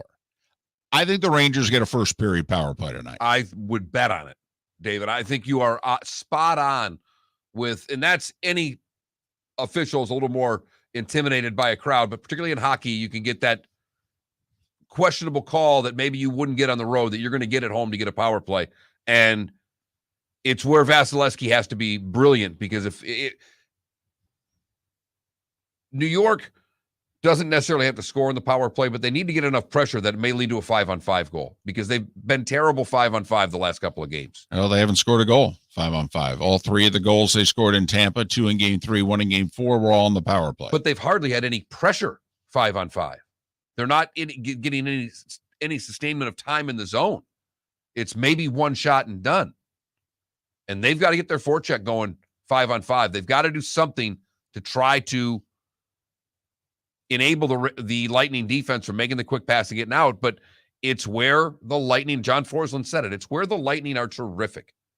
They are comfortable in a 1-0 game. They are comfortable with you dumping it in, making one pass D to D, getting the puck out and saying, guys, do it again because we can play this game all damn day. And it's the big difference in the Lightning from 2019 when they had the best record in the regular season and got swept in the first round. And that was a team that was, even though they had success, 2015, they went to the finals. The year before, in 2018, they went to the conference finals. They were just used to playing higher scoring games, and they had to make the transition and get comfortable playing and winning 2-1 and or 3-2 games. And they are now very comfortable. And I do think that that's the Rangers' best chance tonight. Get a power play goal early, play even or with the lead, and then find a way to get a 2-1 lead, and then just hope that their goalie, the second best goalie in the world, can get them a W, whether they had an empty netter or not. But I think if you're the Rangers tonight, let's face it, the 2 games that you've allowed more than 2 goals, you've lost if you're the Rangers. Right. The problem is the Rangers would much rather play a 4-3 game than they would a 2-1 game. It's much more in their style to go back and forth. The Rangers' goal production also has gone down every game in this series. I mean, I think they scored 6 in game 1, and they scored 3 in game 2, and they scored 2 in game 3, and 1 in game 4. I mean, so you could see, they talk a lot in hockey about the importance of a first goal. I don't think it's important for Tampa. They're a veteran team. They're just, they'll line back up and play the next shift. I do think the importance for the Rangers tonight of getting the first goal, I think, is significant. Well, it's important on 2 fronts. I think it's important for the confidence of the Rangers, no doubt, David, to play with the lead. But as you mentioned, it's easier to get calls when the crowd's into it. Who's the most uneducated of everybody that's in the building? Well, it's the fans, of course. It's not the 40 guys that are on the respective benches and their coaching staffs. The fans get down. Well, they can come out of the game. And the Rangers need their crowd tonight. I'm not trying to make it sound cliche because to me, it's not. The Rangers need the home ice advantage tonight. And a goal against early takes away home ice. 8:00 tonight, game 5, Lightning and Rangers. By the way, they've set the schedule. If this series ends in 6, which means it would end Saturday, whoever wins. I believe game 1 is Wednesday in Colorado. If the series goes 7, which means game 7 would be Tuesday of next week, I believe the Stanley Cup Finals begin on Saturday. You'd be talking about, what, a 12-day layoff for the Avs? Wait a minute. So a league can set a schedule without the series actually being over and have 2 start dates depending on when a series ends. Holy blank, David. Now remember, the 4-letter network is televising both the NBA Finals, and this year they're televising the Stanley Cup Finals. They alternate every year. ESPN will with Turner over the next 7 years. But this year, the ESPN has it. So, ESPN's just looking at the NHL going, well, we got to schedule this around the NBA. Have no idea if there's any arena conflicts in Denver or not, but first thing they have to do is they've got to schedule it around the association. In our remaining moments, I want you to make a prediction. We think the PGA Tour, because in 11 minutes time, they're going to tee off in London in the LIV series. And you and I think that within minutes of them teeing off, that the PGA Tour is going to announce their penalties. What do you think their penalties are going to be? Indefinite suspension. I am convinced that they are going to throw out these players are suspended indefinitely. It is the easiest thing to do You don't put any time limits on it. How long? Well, do you have any? No, we don't. They are suspended indefinitely. It's very simple. And then what do they have to do, sir, to have the suspension lifted? We haven't made that determination yet. You think it's going to be that? I mean, that's it's not just heavy-handed, though, but I mean, I don't want to say unfair, but I mean, it's like, hold on a second. Really?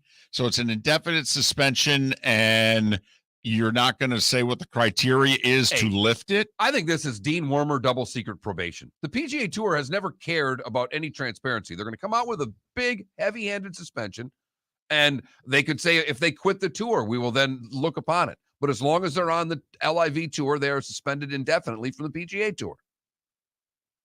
So what if then, sir, and you're playing the role of Jay Monahan here, PGA Tour commissioner. So what if one of these golfers just plays the one event and then they change their mind and they decide, they come back to you and they go, you know what, it was a mistake. I won't do it again. I want to come back.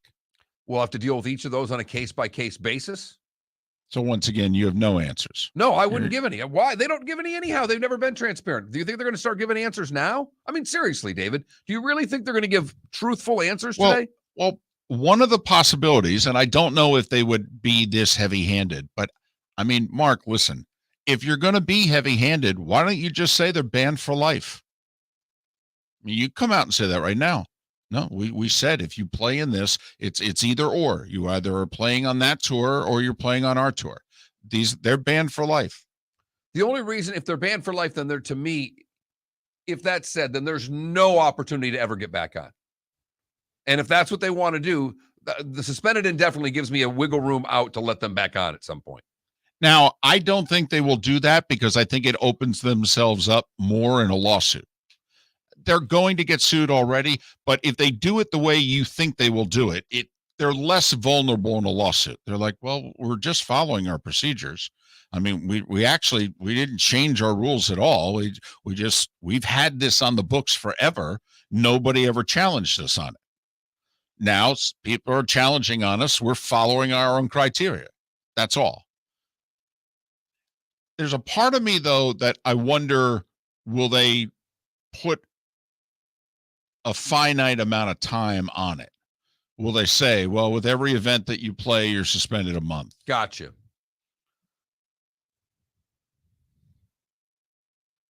Boy, that's an interesting way to look at it. I think I've just had in my head it's going to be an indefinite suspension.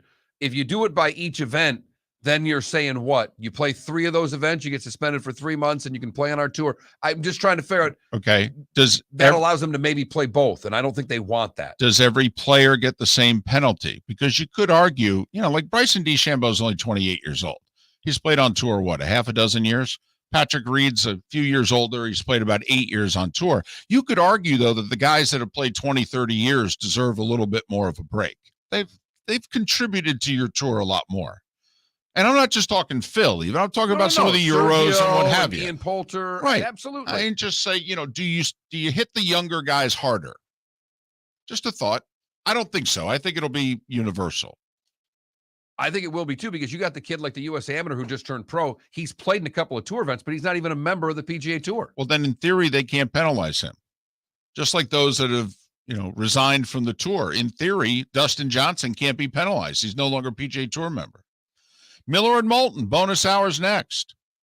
Golfers, are you bored of the same old driving range warm-up routine that's not getting you the results that you want on the course? Power up your golf swing by adding resistance bands to your range sessions with the Orange Whip Golf's Power Strap Kit. Featuring band attachments to your feet and hips, Power Strap resistance training will boost club head speed, increase power, improve flexibility, all with just a few swings. Buy a Power Strap Kit today. Go to orangewhipgolf.com and use code Miller10 to receive an additional 10% off the already great price of $119. Bring your big mouth to John Smith Subs and indulge in their overstuffed subs with the freshest quality ingredients. Enjoy our famous steak bomb with perfectly grilled marinated sirloin steak topped with provolone cheese, grilled onions, peppers, mushrooms, crispy bacon, juicy tomatoes, and creamy mayo. Boom! Made-to-order crispy fries can be paired with the gator, the Cuban, the chicken bomb, or the Italian. Love local. Eat delicious with John Smith Subs. Find a John Smith Subs location near you today. David Moulton for Napa, Napa Auto Parts, and Napa Filters. Insist on Napa Filters for your vehicles, or if you're a do-it-yourselfer, only buy Napa Filters. Napa has a filter for almost anything on earth that moves, whether it's motorcycles, foreign and domestic cars, vans, SUVs, earth-moving equipment. You get the idea. Napa Auto Parts, Napa Filters. Insist on them for your vehicles, or if you're a do-it-yourselfer, only buy Napa Filters. Mark, we're playing golf. Saturday, June 11th, a scramble at the West Bay Club in Estero. Go to floridasportsnetwork.com to sign up now. I'd like to thank Budweiser, Twin Peaks, and Southwest Florida Golf Carts. Got some good stuff there, flgolfcarts.com. Where are you going to go? floridasportsnetwork.com. Sign up for our tournament Saturday, June 11th, a scramble at the West Bay Club in Estero. Your golf will include your foursome and a chance to have lunch and awards after. Sign up at floridasportsnetwork.com. Mark Miller for SWFL Golf Carts, or online, flgolfcarts.com. If you're looking for a golf cart, an e-bike, or an e-motorcycle, go visit Alex and the gang at SWFL Golf Carts. flgolfcarts.com online. Check out their whole inventory. If you're looking for a custom cart, they can take care of you. 2-seater, 4-seater, 6-seater, they've got you covered. E-bikes, nobody better for value and service. E-motorcycles, check them out. Again, flgolfcarts.com. flgolfcarts.com. Golfers, are you bored of the same old driving range warm-up routine that's not getting you the results that you want on the course? Power up your golf swing by adding resistance bands to your range sessions with the Orange Whip Golf's Power Strap Kit. Featuring band attachments to your feet and hips, Power Strap resistance training will boost clubhead speed, increase power, improve flexibility, all with just a few swings. Buy a Power Strap Kit today. Go to orangewhipgolf.com and use code Miller10 to receive an additional 10% off the already great price of $119. You are listening to Miller and Moulton on the Florida Sports Network.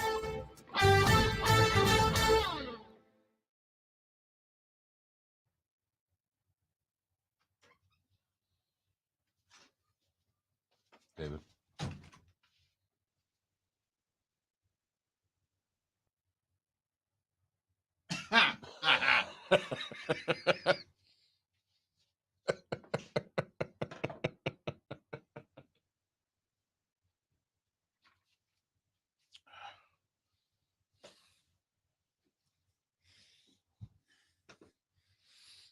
Gotta admit, I think we're doing some good shows. It's fucking June. Yeah. I do think the sports world's helping us out, though. There's a lot of You know what, though? So Here's much the more thing. meat on the bone. You know, you and I did go back to 2020. Yeah, no, You just kind of figured out, like, fuck, they just keep giving us stuff. You were right, though. I was terrified. I thought it was the end. Well, I was ready to take time off, and you were like, we got to do shows. Well, I did think that. I go, if we take time off, we're done. That I was right about. But you were the one that actually thought we could still do productive shows. And I thought this is going to be god awful. Could you imagine, by the way? I mean, we had to do 3 hours. Could you imagine doing 4? 4th hour is a grind every day. Because remember, we also had the good, the bad, and the ugly. And today was day one. We're 2 separate segments. Right. In 3 hours. Mm-hmm. Right. No, we did them different hours. Yeah. Short segments. Wait. But yes. In theory, if we went back to 3 hours, stick the good, the bad, and at the end, do a long segment, just do it in 2-3 minutes. Move that to when we did it, the short segment of the 7. Yeah. Yeah. Well, if you got them. I think keeping the penalty the same for all players more. Yeah, I did.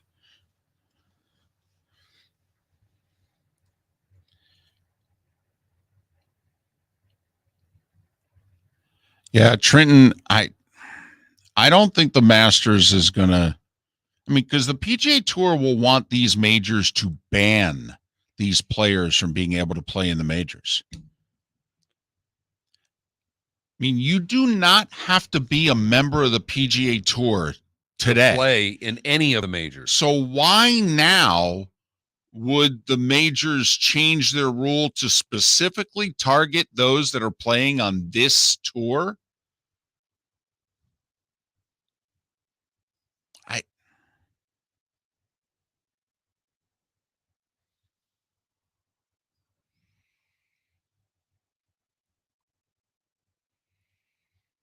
Yeah, Phil's one of the 12 captains, and they had to draft your team. He's got Koepka's brother on his team.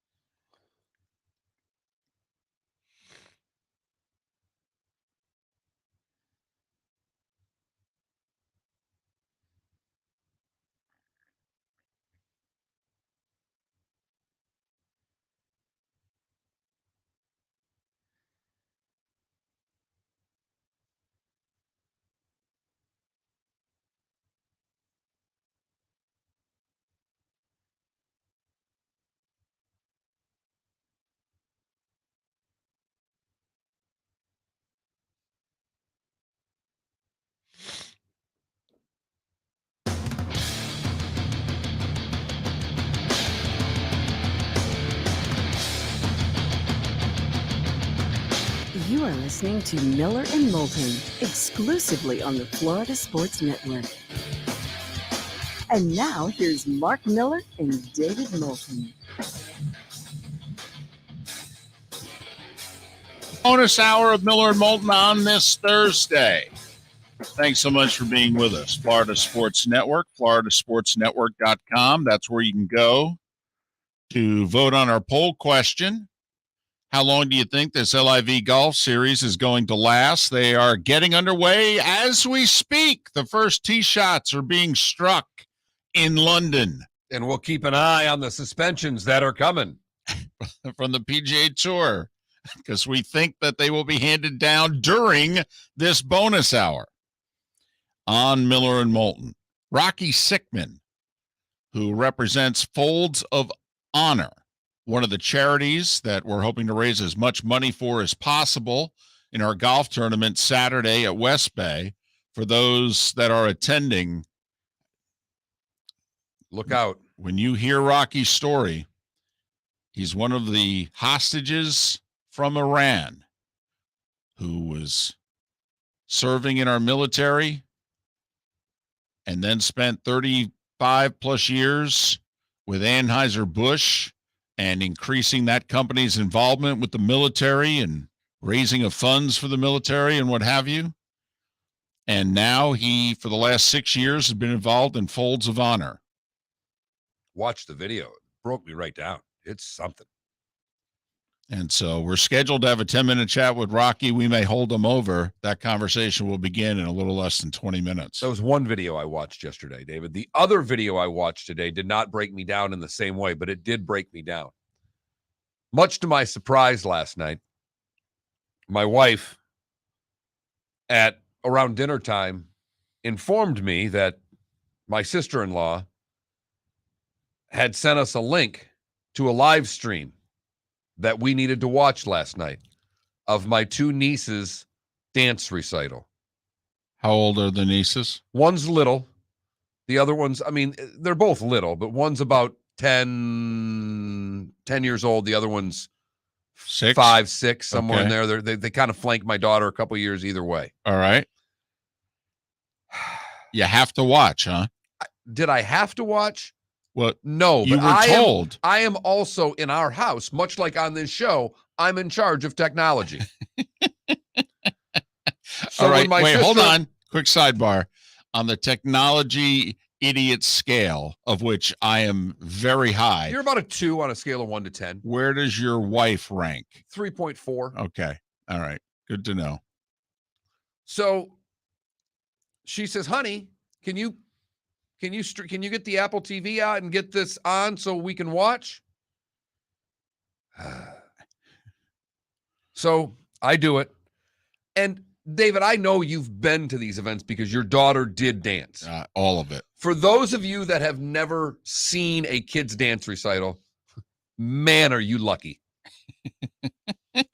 Because my daughter did this for a while. She now does gymnastics, thank goodness, because gymnastics, as painful as that can be going through the events, Right. it is an 11 compared to what the dance recital is. The one thing I do know is that the kids that dance in Southwest Florida and the kids that dance in Pittsburgh are equally as awful. Even my daughter, the first thing we see is her little cousin. And my daughter watches for a little bit. Mind you, it was not 3 years prior. She was in one of these looking every bit as pitiful as all these kids are looking. My daughter says to me, they don't know what they're doing out there, do they? No, dear, they don't. And she just kept watching. But what they do is they give you the older kids who they've just taken all the parents' money over the course of 8, 10, 12 years, who still aren't that good of dancers. Because if they would have been, they'd have left this company and gone and worked for dance productions that are actually talented. The older kids do their dance, and then they drink out the younger kids for a quick one. And then the older kids come back. The older kids do basically every other dance. And then they just bring out the groups of kids they're trying to take money from. Correct. For the next 8 to 10 to 12 years. Right. And one is worse than the next. To add to it, the guy running the camera for this thing last night, they had multiple cameras. He could switch cameras. They were really nice. They rented out a theater somewhere in Pittsburgh. It was a beautiful theater. And when they switched cameras, what he didn't realize is that the microphone was only hooked up to camera 1. Oh, great. So not only am I watching bad dancing, I have sound bouncing in and out, going from 0 decibels to about 80. So you kept this on. You didn't just turn to your wife after a few minutes and go, we watched. We can tell them we watched. We saw both kids Had to dance. watch both kids. Oh, but there was a big gap in between both kids. Oh, for goodness sakes. Daughter number 1 was in the second act. Daughter number 2 was the second act of the second half. There's an intermission at these things, David. I don't know if you're aware. And I know you are. Oh. You have tried hard to forget about this. Those things, well, I don't know what happened there. Those things take forever. Yes, you know what? They are a lot like a college football game. The difference is there's no college football being played. Nor is there a band at halftime. That's what those intermissions need. They need something. They need a band, because even if you're rooting for a bad college football team, if you're going to see the band, you're like, well, we'll at least stay for the band. Now, the second niece did her thing, and she's all right. I mean, she's a great kid, and I love her. And I'm like, oh, you're not half bad. You don't have to qualify, your affection for her. I mean, she's all still, right. Yeah, okay. But the minute that was done, I mean, I'm like, I can shut this off now, right? We don't have to watch any more of this, correct? No, we're good. So yes, I live streamed a dance recital in Pittsburgh, Pennsylvania last night. That's my night. So your life is going along swimmingly, isn't it? Any word from the PGA Tour yet? No. I mean, because those guys, they've all teed off. They're walking to their second shots. I mean, I'm just wondering, just have they handed down the penalties yet? I mean, I would have scheduled the press conference for 9:05. I mean, we know they were teeing off at 9. So it looks like not. All right. We'll keep you updated if, in fact, the penalties get handed down during this bonus hour of Miller and Moulton. That's what we're expecting. But maybe they're taking it easy on the media, saying you don't have to show up too early. We'll do it around lunchtime, guys. Maybe we'll even feed you. We're hoping for all this good press. Almost half of you on our poll question think this tour will last 4+ years. That is the leader right now. 1 year getting about 11%, 2 to 3 years getting about 40%, and 48% plus going to 4 years plus. Not to belabor this point, but did you hear Rory and Justin Thomas about this tour yesterday? And they're both adamantly PGA Tour guys, and they said, listen, we've thought about it, and we play for money. We get it. But no, it does not interest us. We're not going to do it. It does not matter how much money they offer. We're PGA Tour guys. But they both were very calm about it. They both said, we don't hate the guys that have decided that this is the right fit for them. Rory in particular, being Europeans, like I got 5 close friends who made the decision to go play. I mean, Graham McDowell made the decision. I mean, him and Rory are tight. Well, I mean, Spieth said the same thing about Dustin Johnson. It's like, I don't like DJ any less now. Right. I'm not going to treat him any differently. He made his choice. It's something that I wouldn't do. And reportedly, Ricky Fowler's apparently, moments away from also deciding he's going to do it. Well, hell, JT, Spieth, and Ricky, I mean, they're boys. Right. But one of their boys isn't making money right now. Right. But I thought it was interesting that they both said, listen, these guys are not bad people for doing this. And they both now have come out and said, how 2-3 months ago they were angry about this. I think Phil's comments riled them up and what have you, and they got their dander up, so to speak. But now they're like, in fact, Rory went so far as to say, I hope the tour does not crush these guys. I want, because they both make it sound as if deep down they believe as independent contractors, they should have the power to do whatever the hell they want. And they can't be that naive to look at the money and understand how easily it would be to go take it. Particularly, skip the DJs and the McDowells. Some of the, the Kevin Nas of the world that weren't good. I mean, the money he's going to make, it's 4 times what he would have had to make playing his ass off on tour. The question's been asked, who's going to watch this? Like, if this was readily available on FS1 today, would you be watching? I would now. And I wouldn't have been 4 days ago. We actually got a text from someone that said, will not watch any of this. I have no interest in watching the Blood Money Tour, is what their text was. Fair enough. I simply sent back to him, and thank you for the text first and foremost, but I said, do you watch the PGA Tour? Because it's important for me, at least, when someone's texting, could be a football fan that just wants to rip this, that they don't watch golf anyhow. And he's like, yes, I do, a lot. Okay. Fair enough. Okay. Well, then that's bad for the LIV Tour. No doubt.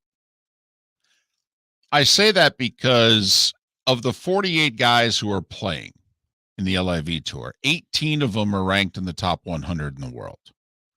Well, 2 guys committed yesterday who are both ranked in the top 31 of the world in DeChambeau and Patrick Reed. So in theory, Mark, if they just put those 2 in the event in Portland and somehow, some way farm out 2 of the others, they'll have 20 of their 48 guys will all be ranked in the top 100. And now you're starting to, with 2 guys ranked in the top 31, you're actually starting to get about like 8 guys ranked in the top 50. And Sergio and Phil are just outside it. So don't get me wrong. I mean, this tour is not going to, I don't think, anytime soon, going to field an event in which you feel that the depth of the field is PGA Tour quality. But did you take a look at the field of the Canadian Open this week? Obviously, it's the week before the U.S. Open, which is a bad week for any field. But I did not. But I mean, John Houston plays on the Champions Tour. And he's like middle of the pack on the Champions Tour. John Houston's in the Canadian Open. Now, it's a better field. I'm not trying in any way, but just wondering if, all of a sudden a few more guys start sprinkling in. And then also you're going to get some of the better players worldwide. Like they've got a few guys who are ranked over 1,000 that are in this thing. And that's also part of Norman, though. He does it with the QB shootout. Remember, he was always trying to bring a guy in who was on the cusp. Well, he did it with Matt Wolff, who's taken another leave of absence, walked off the course during his last during the U.S. Open qualifier. But so if this same field were to go to Portland and they were to work in Patrick Reed and Bryson DeChambeau, it'd be 20 of the top 100 golfers in the world would be in the 48-man event. That's not awful. It's a decent little field. And I think they're going to keep getting more players.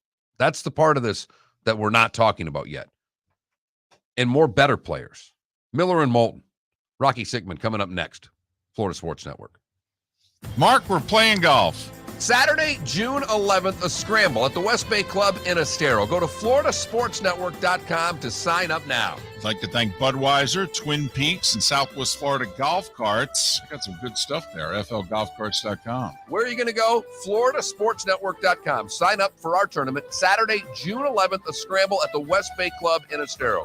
Your golf will include your foursome and a chance to have lunch and awards after. Sign up at floridasportsnetwork.com. Golfers, are you bored of the same old driving range warm-up routine that's not getting you the results that you want on the course? Power up your golf swing by adding resistance bands to your range sessions with the Orange Whip Golf's Power Strap Kit.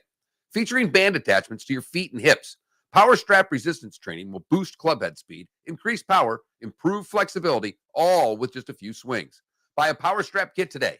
Go to orangewhipgolf.com and use code Miller10 to receive an additional 10% off the already great price of $119. David Moulton for Napa Auto Parts, and Napa Filters. Insist on Napa Filters for your vehicles, or if you're a do-it-yourselfer, only buy Napa Filters. Napa has a filter for almost anything on earth that moves, whether it's motorcycles, foreign and domestic cars, vans, SUVs, earth-moving equipment. You get the idea. Napa Auto Parts, Napa Filters. Insist on them for your vehicles, or if you're do-it-yourselfer, only buy Napa Filters. Bring your big mouth to John Smith Subs and indulge in their overstuffed subs with the freshest quality ingredients. Enjoy our famous steak bomb with perfectly grilled marinated sirloin steak topped with provolone cheese, grilled onions, peppers, mushrooms, crispy bacon, juicy tomatoes, and creamy mayo. Boom! Made-to-order crispy fries can be paired with the Gator, the Cuban, the chicken bomb, or the Italian.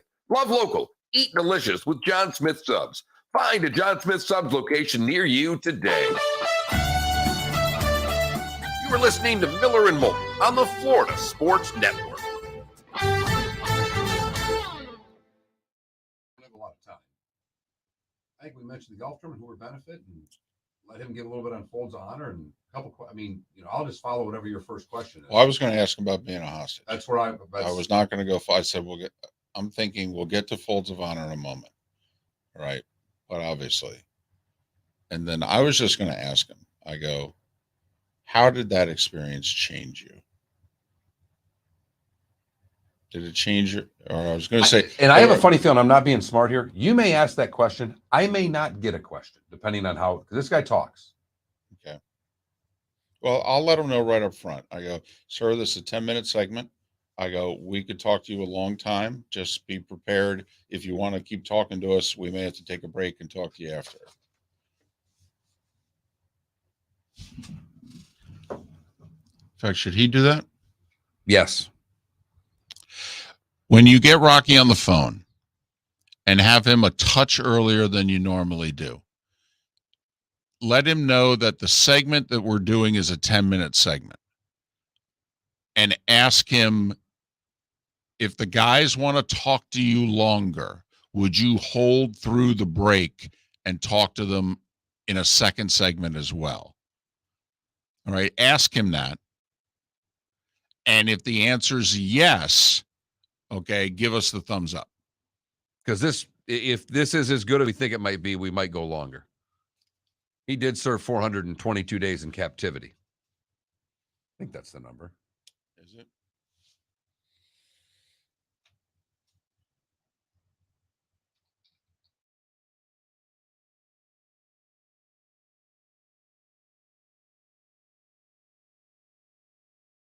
$444.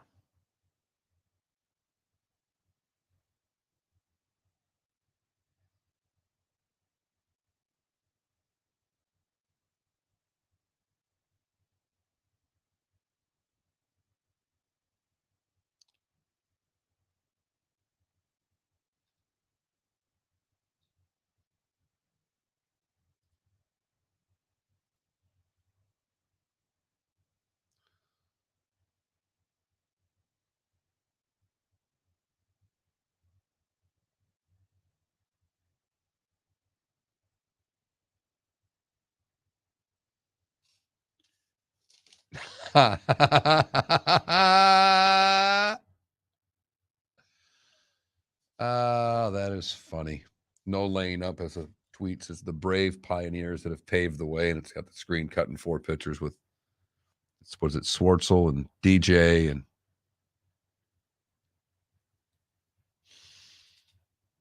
David. So far, no one has been suspended. I think it's just the hour of the day.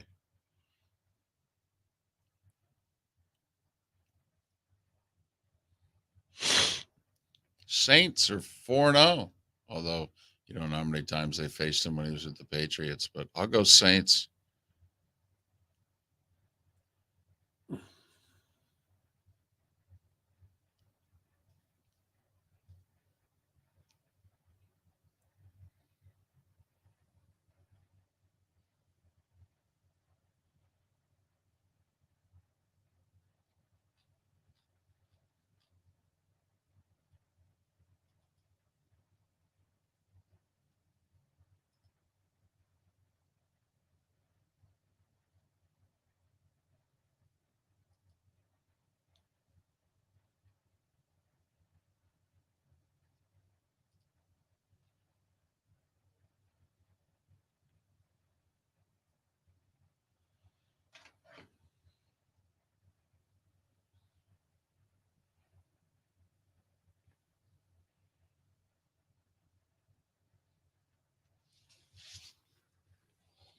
He said yes. Are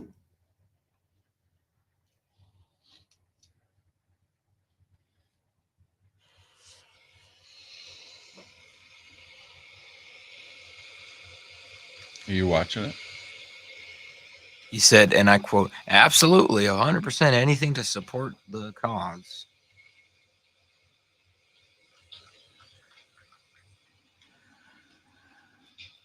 Now, Roosevelt, Mr. Green.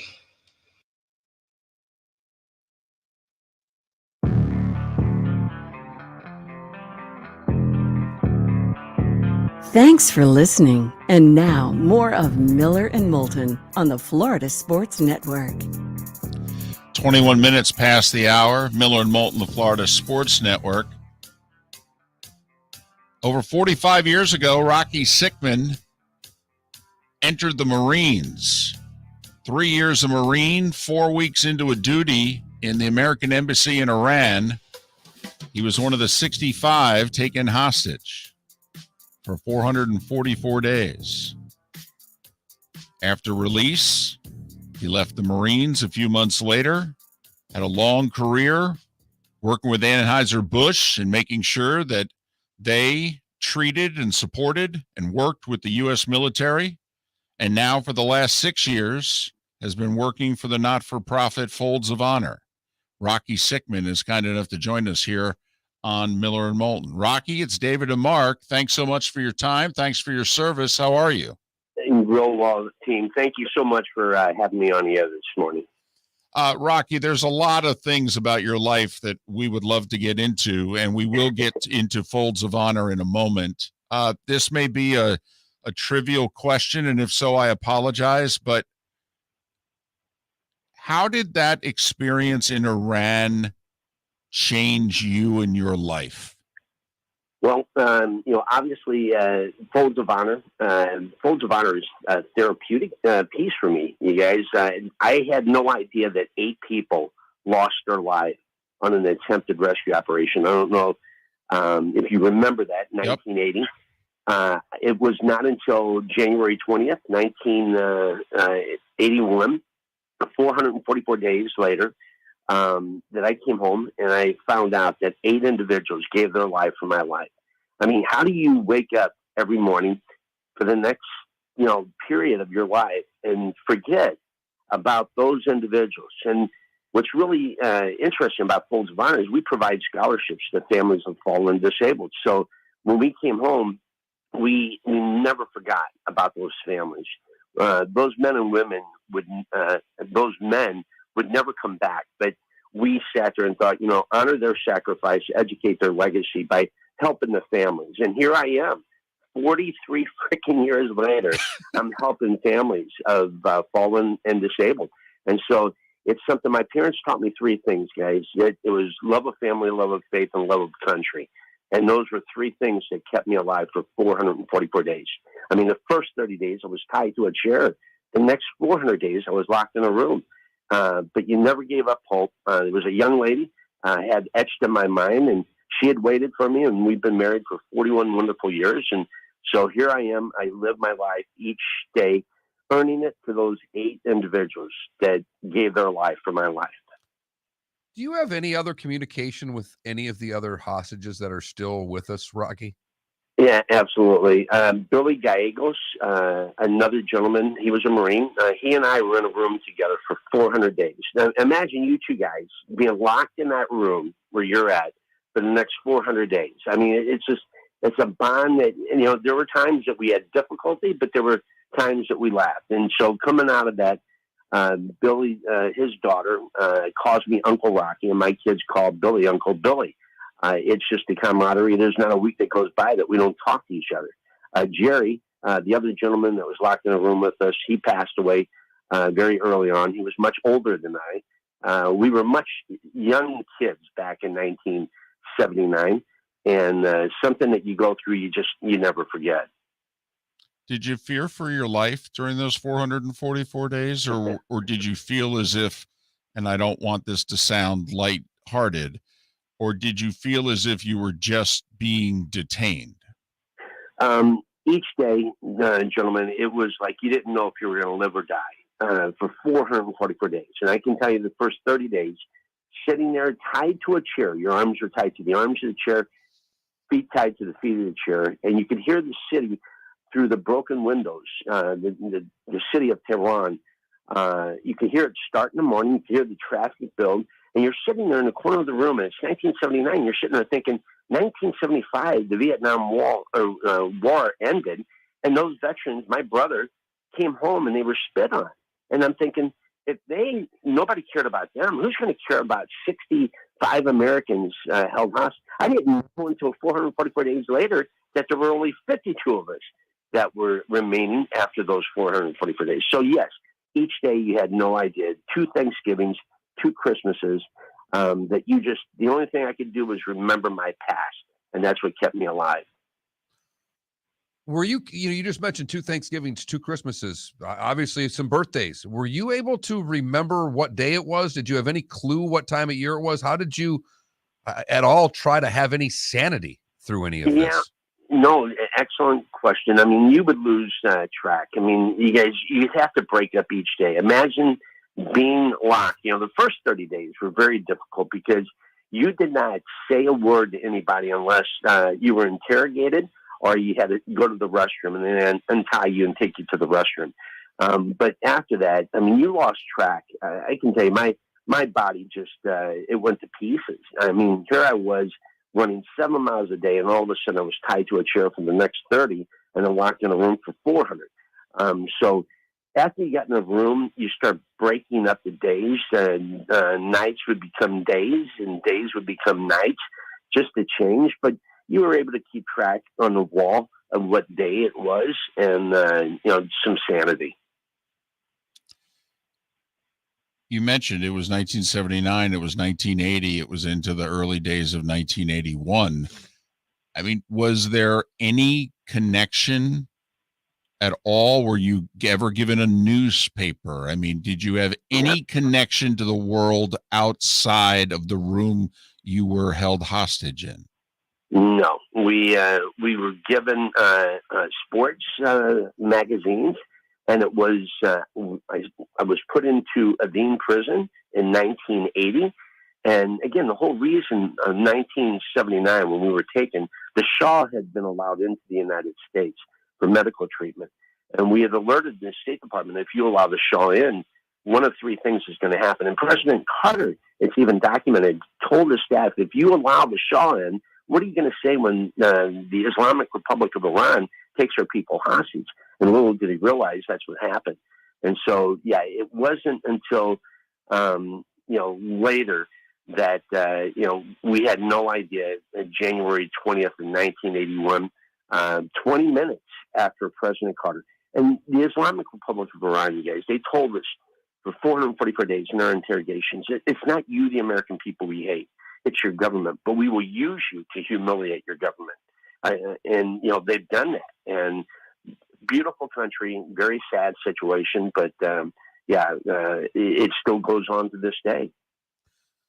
Watch the video yesterday of you and getting released and the euphoria you had, obviously, coming home.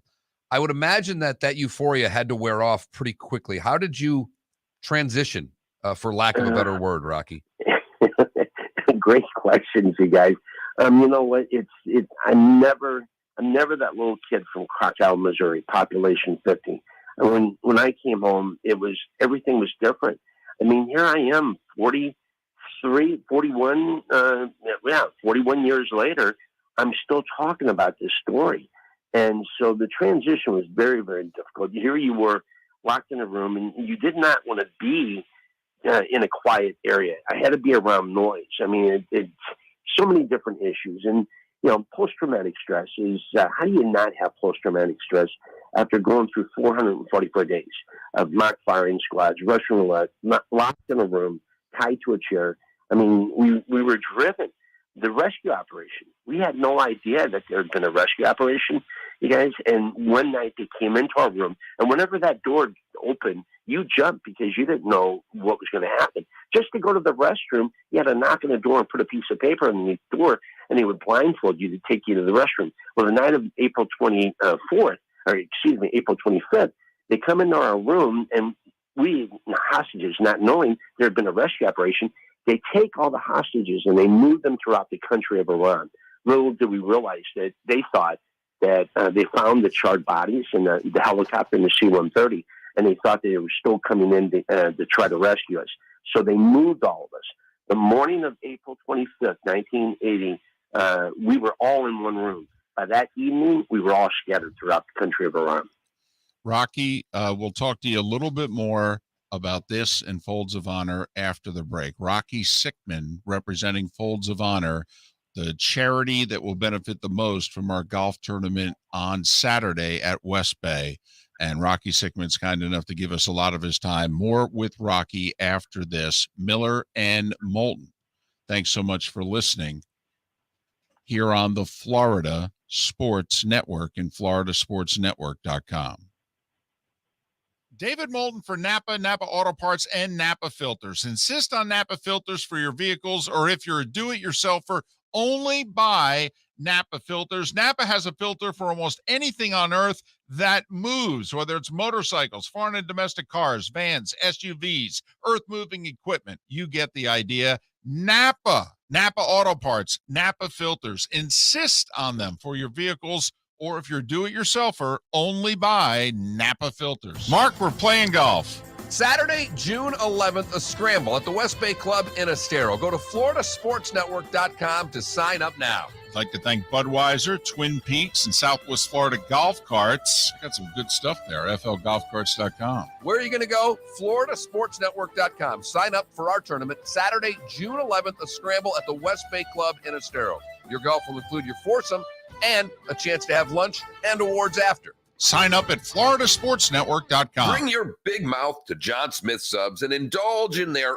overstuffed subs with the freshest quality ingredients. Enjoy our famous steak bomb with perfectly grilled marinated sirloin steak topped with provolone cheese, grilled onions, peppers, mushrooms, crispy bacon, juicy tomatoes, and creamy mayo. Boom! Made-to-order crispy fries can be paired with the Gator, the Cuban, the chicken bomb, or the Italian. Love local. Eat delicious with John Smith Subs. Find a John Smith Subs location near you today. You were listening to Miller and Moulton on the Florida Sports Network.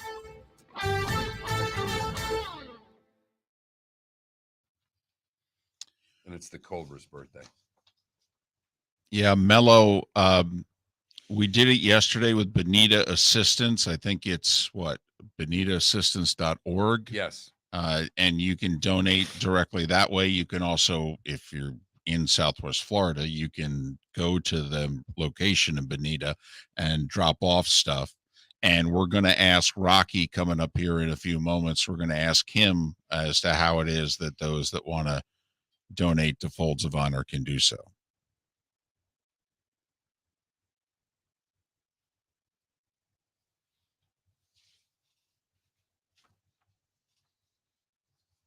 Dickie V, Dave Parker, Michael J. Fox, Aaron Sorkin, Johnny Depp. And Udonis Haslam's birthday today. Oh, wow. Is he 42? Yep. It's also Peja Stojakovic's birthday. That was just for Philly.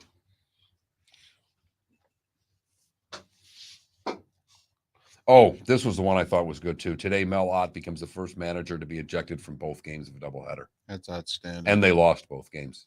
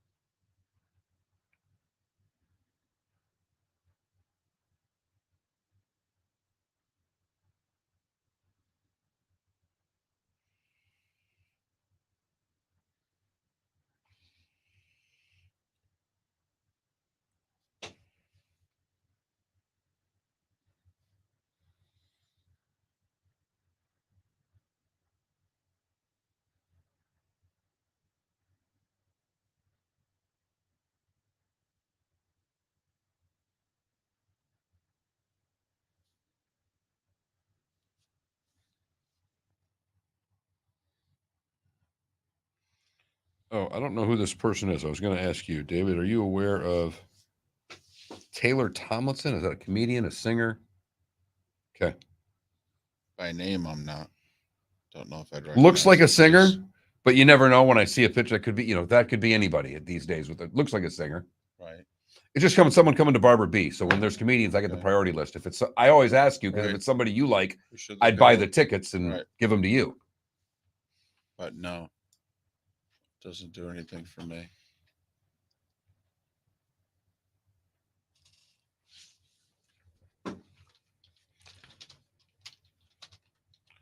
Felipe, do you have any idea who Taylor Tomlinson is? No. Any relation to LT? Doesn't look like it, but never know. Why do you ask? She is coming to Barbara B. Mann, and I have no clue who she is. She is a comedian. There you go. We're about a minute away, right? It is a comedian.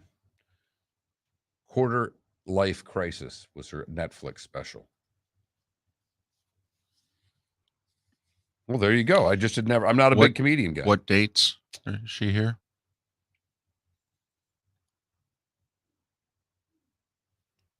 December 3rd. It's a Saturday. Barbara B is doing really well with their shows. I went. What was the show that I went to? Oh, Stephen Wright. I went to that show. I mean, they've been getting. I mean, because I get all the Mhm. emails. They're getting 10 seconds. Steely Dan's coming to.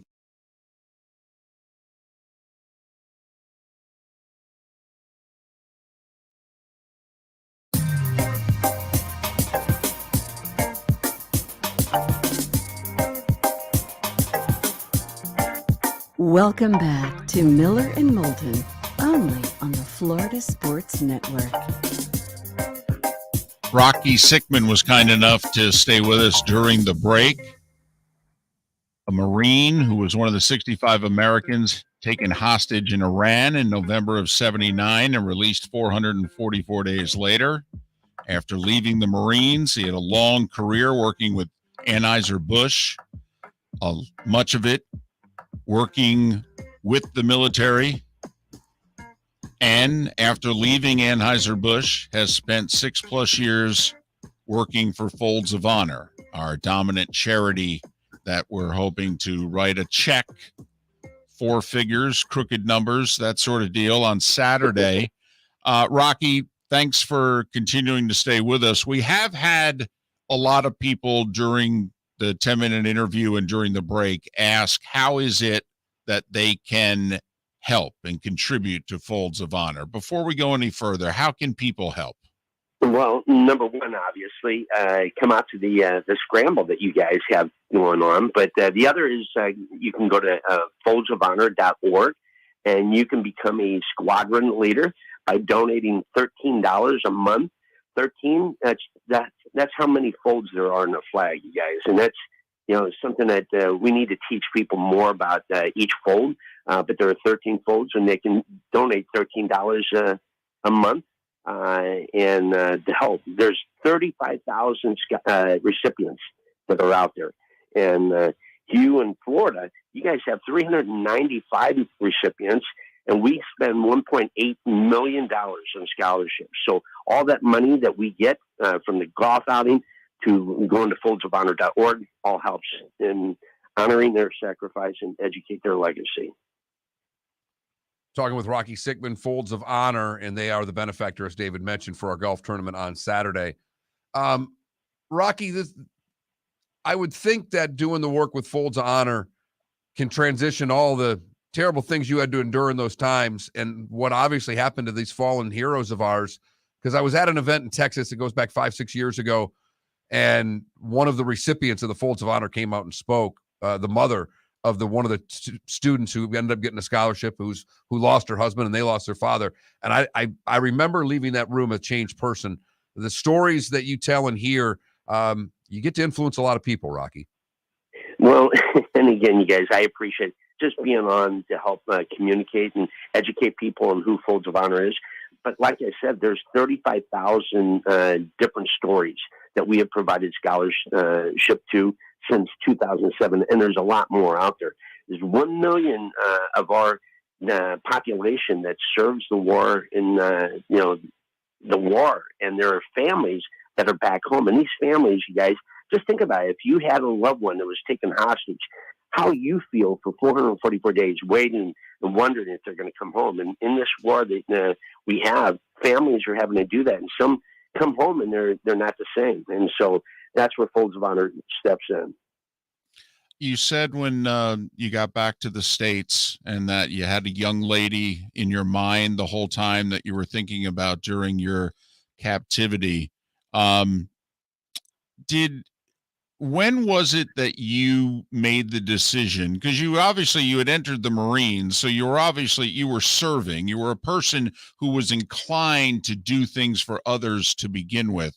But when was it that you made the determination that you were going to try to benefit others, thinking of the 8 soldiers that lost their life in 1980 trying to rescue you? Yeah, and I had gone in 1976 right out of high school because I was a young, raging hormone young kid and had no idea what I wanted to do. And so I'd never been outside this little town of 50, and that was dogs and cats included. So I joined the military, I saw the world, and what I wanted to do was the Marine Security Guard. And so sure enough, I met this young lady right before I went to school in Quantico. I graduated in my first duty post, obviously. And it's just like the movie Castaway. If you remember, Tom Hanks had that locket.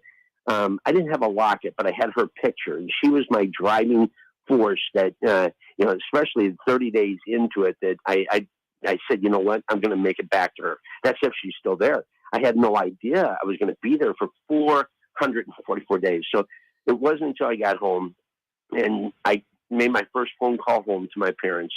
And my parents said, Rocky, Jill's here. And I said, oh, she waited. And my dad goes, well, she wants to talk to you. I'm thinking, well, that doesn't sound too good. Is she gone or what? And so she gets on the phone. She goes, Rocky, you got to make a decision, either me or the military. But I waited for you, but I can't do this again. And I had a chance to go work for the State Department. She goes, travel overseas? I said, well, yeah. And she goes, no, me or the military. So I chose wisely. But, even though I left the Marine Corps then, I'm still a Marine and I'm still supporting the military. And I tell you, as you said, that I worked for Budweiser, 11 years I worked as the director of military sales. And there was no other job that was more rewarding other than Folds of Honor to serve and sell beer to the military. I mean, that was something I thought of for 444 days. So it's been a great, transition. And just a synchronicity to meet Lieutenant Colonel Rooney When I first met him, he was a major, but now he's lieutenant colonel. And together, we're changing lives. Well, Rocky, in our final moment, tell people once again what Folds of Honor is all about and how they can help. Absolutely. Folds of Honor, an organization that provides scholarships to families of fallen and disabled military. And since 2007, over 35,000 scholarships, $160 million. 41% of our recipients are minority. And every dollar that comes in, 91 cents, goes back into that scholarship. And like I said, you guys, that there's 395 recipients in the state of Florida, $1.8 million. So people coming out to the golf outing, that's going to help raise funds, or else if they can't make it to the event, they can go to foldsofhonor.org and become a squadron leader. So can't thank you enough for helping to educate. And like I said, my story is just one of the 35,000 that are out there plus. So thank you again. Well, Rocky, it is a very unique story for the obvious reasons. And just to let you know, we've already had people make donations during this interview, and they've let us know. I love them. Rocky, thanks for your service. Thanks for all you do, and hope to see and or talk to you on Saturday, and we'll continue to support Folds of Honor. Roger that. Thank you, team. Rocky Sickmann, representing Folds of Honor, one of our two charities that will benefit from the golf tournament on Saturday. The other is Bonita Assistance, a local organization, obviously in Bonita Springs, that help those that are down and out. As they say, it's not a handout, it's a hand up. Bonita Assistance locally, Folds of Honor nationally. Those are our two charities that will benefit. We're hoping to raise in a few thousand for both. Well, let's do a couple insignificant bits here after that. Yeah. This is really time for this. Hey, honey, how about that? I did laugh, though, when he said, could you imagine the two of you in a room for 444 days? I can't barely imagine it. We've moved from 3 hours to 4 hours, and it seems like it's hell. We haven't even gotten into we're sitting in chairs, but we're not tied to them. I mean, my ass is fat, but I can get up. Right. I don't think they're going to tie us back to back for tomorrow. At least I hope not. All right, let's make this quick. 1914, Honus Wagner becomes the second to get 3,000 hits. 1934, the first appearance of Donald Duck in the cartoon Wise Little Hen. 1945, Eddie Arcaro above Hoop Jr. scores his third of a record 5 Kentucky Derby wins on today. So there was the 1945 Derby that was in June. Wow. 1946, I love this one. New York Giant Mel Ott becomes the first manager in Major League Baseball history to be ejected from both games of the doubleheader. The Giants would lose both to the Pirates. Now, see, I can see how that could happen, because if you get ejected in the first game, you're still honked off at the umpire. So you go out for the lineup cards. I could see you getting ejected before it even starts. 1972, Bruce signs with Columbia Records. It would work out well for everybody involved. 1978, Larry Holmes beats Ken Norton for the heavyweight boxing title. One of the greatest fights that has fallen through the cracks of history. Ali had retired, and so they had this series as to who was going to be the heavyweight champion. Norton was declared the champion when Ali retired. He fights Holmes, a 15-rounder. They looked at the scorecards after the fact. All three judges had the fight even going to the 15th. Holmes wins the 15th on 2 of the 3 judges' cards. By 1 point, he wins the title. That same day, the Stones released Some Girls. 1980, Richard Pryor had an accident with cocaine and burned himself up. 1984, Cyndi Lauper, #1 with Time After Time. 85, Lakers beat the Celtics. Kareem is your MVP. 1990, I'm sure David had the album Please Hammer, Don't Hurt Him, becomes the second rap album in America to reach #1. 91, the World League of American Football, their first World Bowl. David, the London Monarchs beat the Barcelona Dragons 21 spit. And it was tough to go into Barcelona and beat the Dragons. 93, Canadians beat the Habs. It's the last time a team from north of the border has hoisted Lord Stanley's Cup. And that drought's going to continue. 2001, the Avs beat the Devils. 2003, the Ducks lose to the Devils. Now remember, 01, that was Ray Bourque getting his cup with the Avs. And in 2010, The Blackhawks beat the Flyers in overtime for a 4-2 series win, their first championship for Chicago since 1961. Yep, 49 years was their drought. It was 3 years ago that David Ortiz was shot in the DR. Belmont winners, I love this, a bunch of them going back to the 1800s, but Jim McLaughlin was the jockey on the 17th, 21st, and 22nd Belmont wins. And of all the Belmonts, it was today in 1973 that Secretariat in 224 becomes the first Triple Crown winner in 25 years. And the track announcer saying, he is running like a tremendous machine. French Open winners today, Martina beat Chrissy. It was the second woman in the open era to hold all 4 Grand Slam titles at once. Mats Wilander beat Lendl in 85. Monica Seles wins her first in 90. Courier beats Agassi in 91. By a rain delay. Agassi was up a set and a break, and the match was halted by a rain delay. Courier meets with his coach, who says, you got to change things and do this on the return to serve. And he ends up winning. 2013, Rafi becomes the first man to win the same slam title 8 times. In 2019, he would win it for his 12th time, and then he'd win it again. 14. Right. Yeah. Those that were born today that are no longer with us: Cole Porter, Les Paul, Jackie Mason, and Jackie Wilson. Those celebrating their birthdays today. Dick Vitale's 83 today. Well, and he's gone through a lot in the last He really couple of has. years. Congratulations. The Cobra, Dave Parker, David, is 71. Tell you what, people are starting to build up some momentum that a Veterans Committee needs to put him in the Hall of Fame. Michael J. Fox and Aaron Sorkin, both 61. Johnny Depp is 59. Wayman Tisdale is 58. Teddy Bruschi is 49. And Udonis Haslem is 42. Yes, I was going to say that one. And that, folks, is today was the day when. I laughed because apparently he's undecided about his future. I mean, he plays 1 or 2 games a year. I mean, his job is to wear sweats and yell at guys. I mean, he could do that till he's in his 60s, right? You've heard folks elsewhere mock Florida is gonna Florida. Well, Mark Miller sees it differently. He calls it the good, the bad, and the ugly. What you got, Mark? We go to Stone Harbor, New Jersey, where orphaned turtles were released to the wild by orphaned kids. They have a program trying to release turtles that have been killed where they find the shells and they raise them from eggs and release them out. And they did it with kids that were all orphans. So orphaned turtles released by orphaned kids. Isn't that a sweet little sappy story for you, David? That's nice. For the bad, we go to Cape Coral, where Stephanie Paramore robbed her business that she worked at of over $106,000 and was finally caught. Apparently, she used some of the money at the casino. Why is it when you steal as the office manager, your first move is to run to the casino and take your ill-gotten booty and try to double it? I like the idea. I mean, do they think they're going to win and then pay the money back, David? Why don't they just put it in the bank?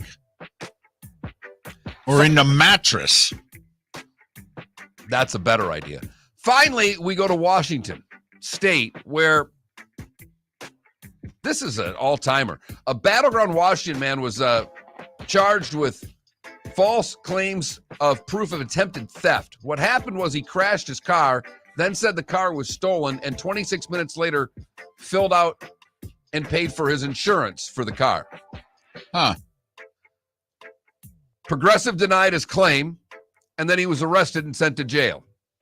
Sounds like a pretty good day. But he'll be featured in an upcoming ad campaign in future months. And that is the good, the bad, and the ugly on today, June the 9th, 2022. 5 afternoon baseball games today, including the Rays at a little after 1 o'clock, hosting the Cardinals on a getaway day. And I believe the PGA Tour has, in fact, ruled. Just got a text from someone saying they've suspended 17 golfers. So the verdict must have come down. Don't know if it is indefinite or not. Lightning, by the way, are minus 130 tonight in Game 5 against the Rangers. On the road. I love the Lightning tonight.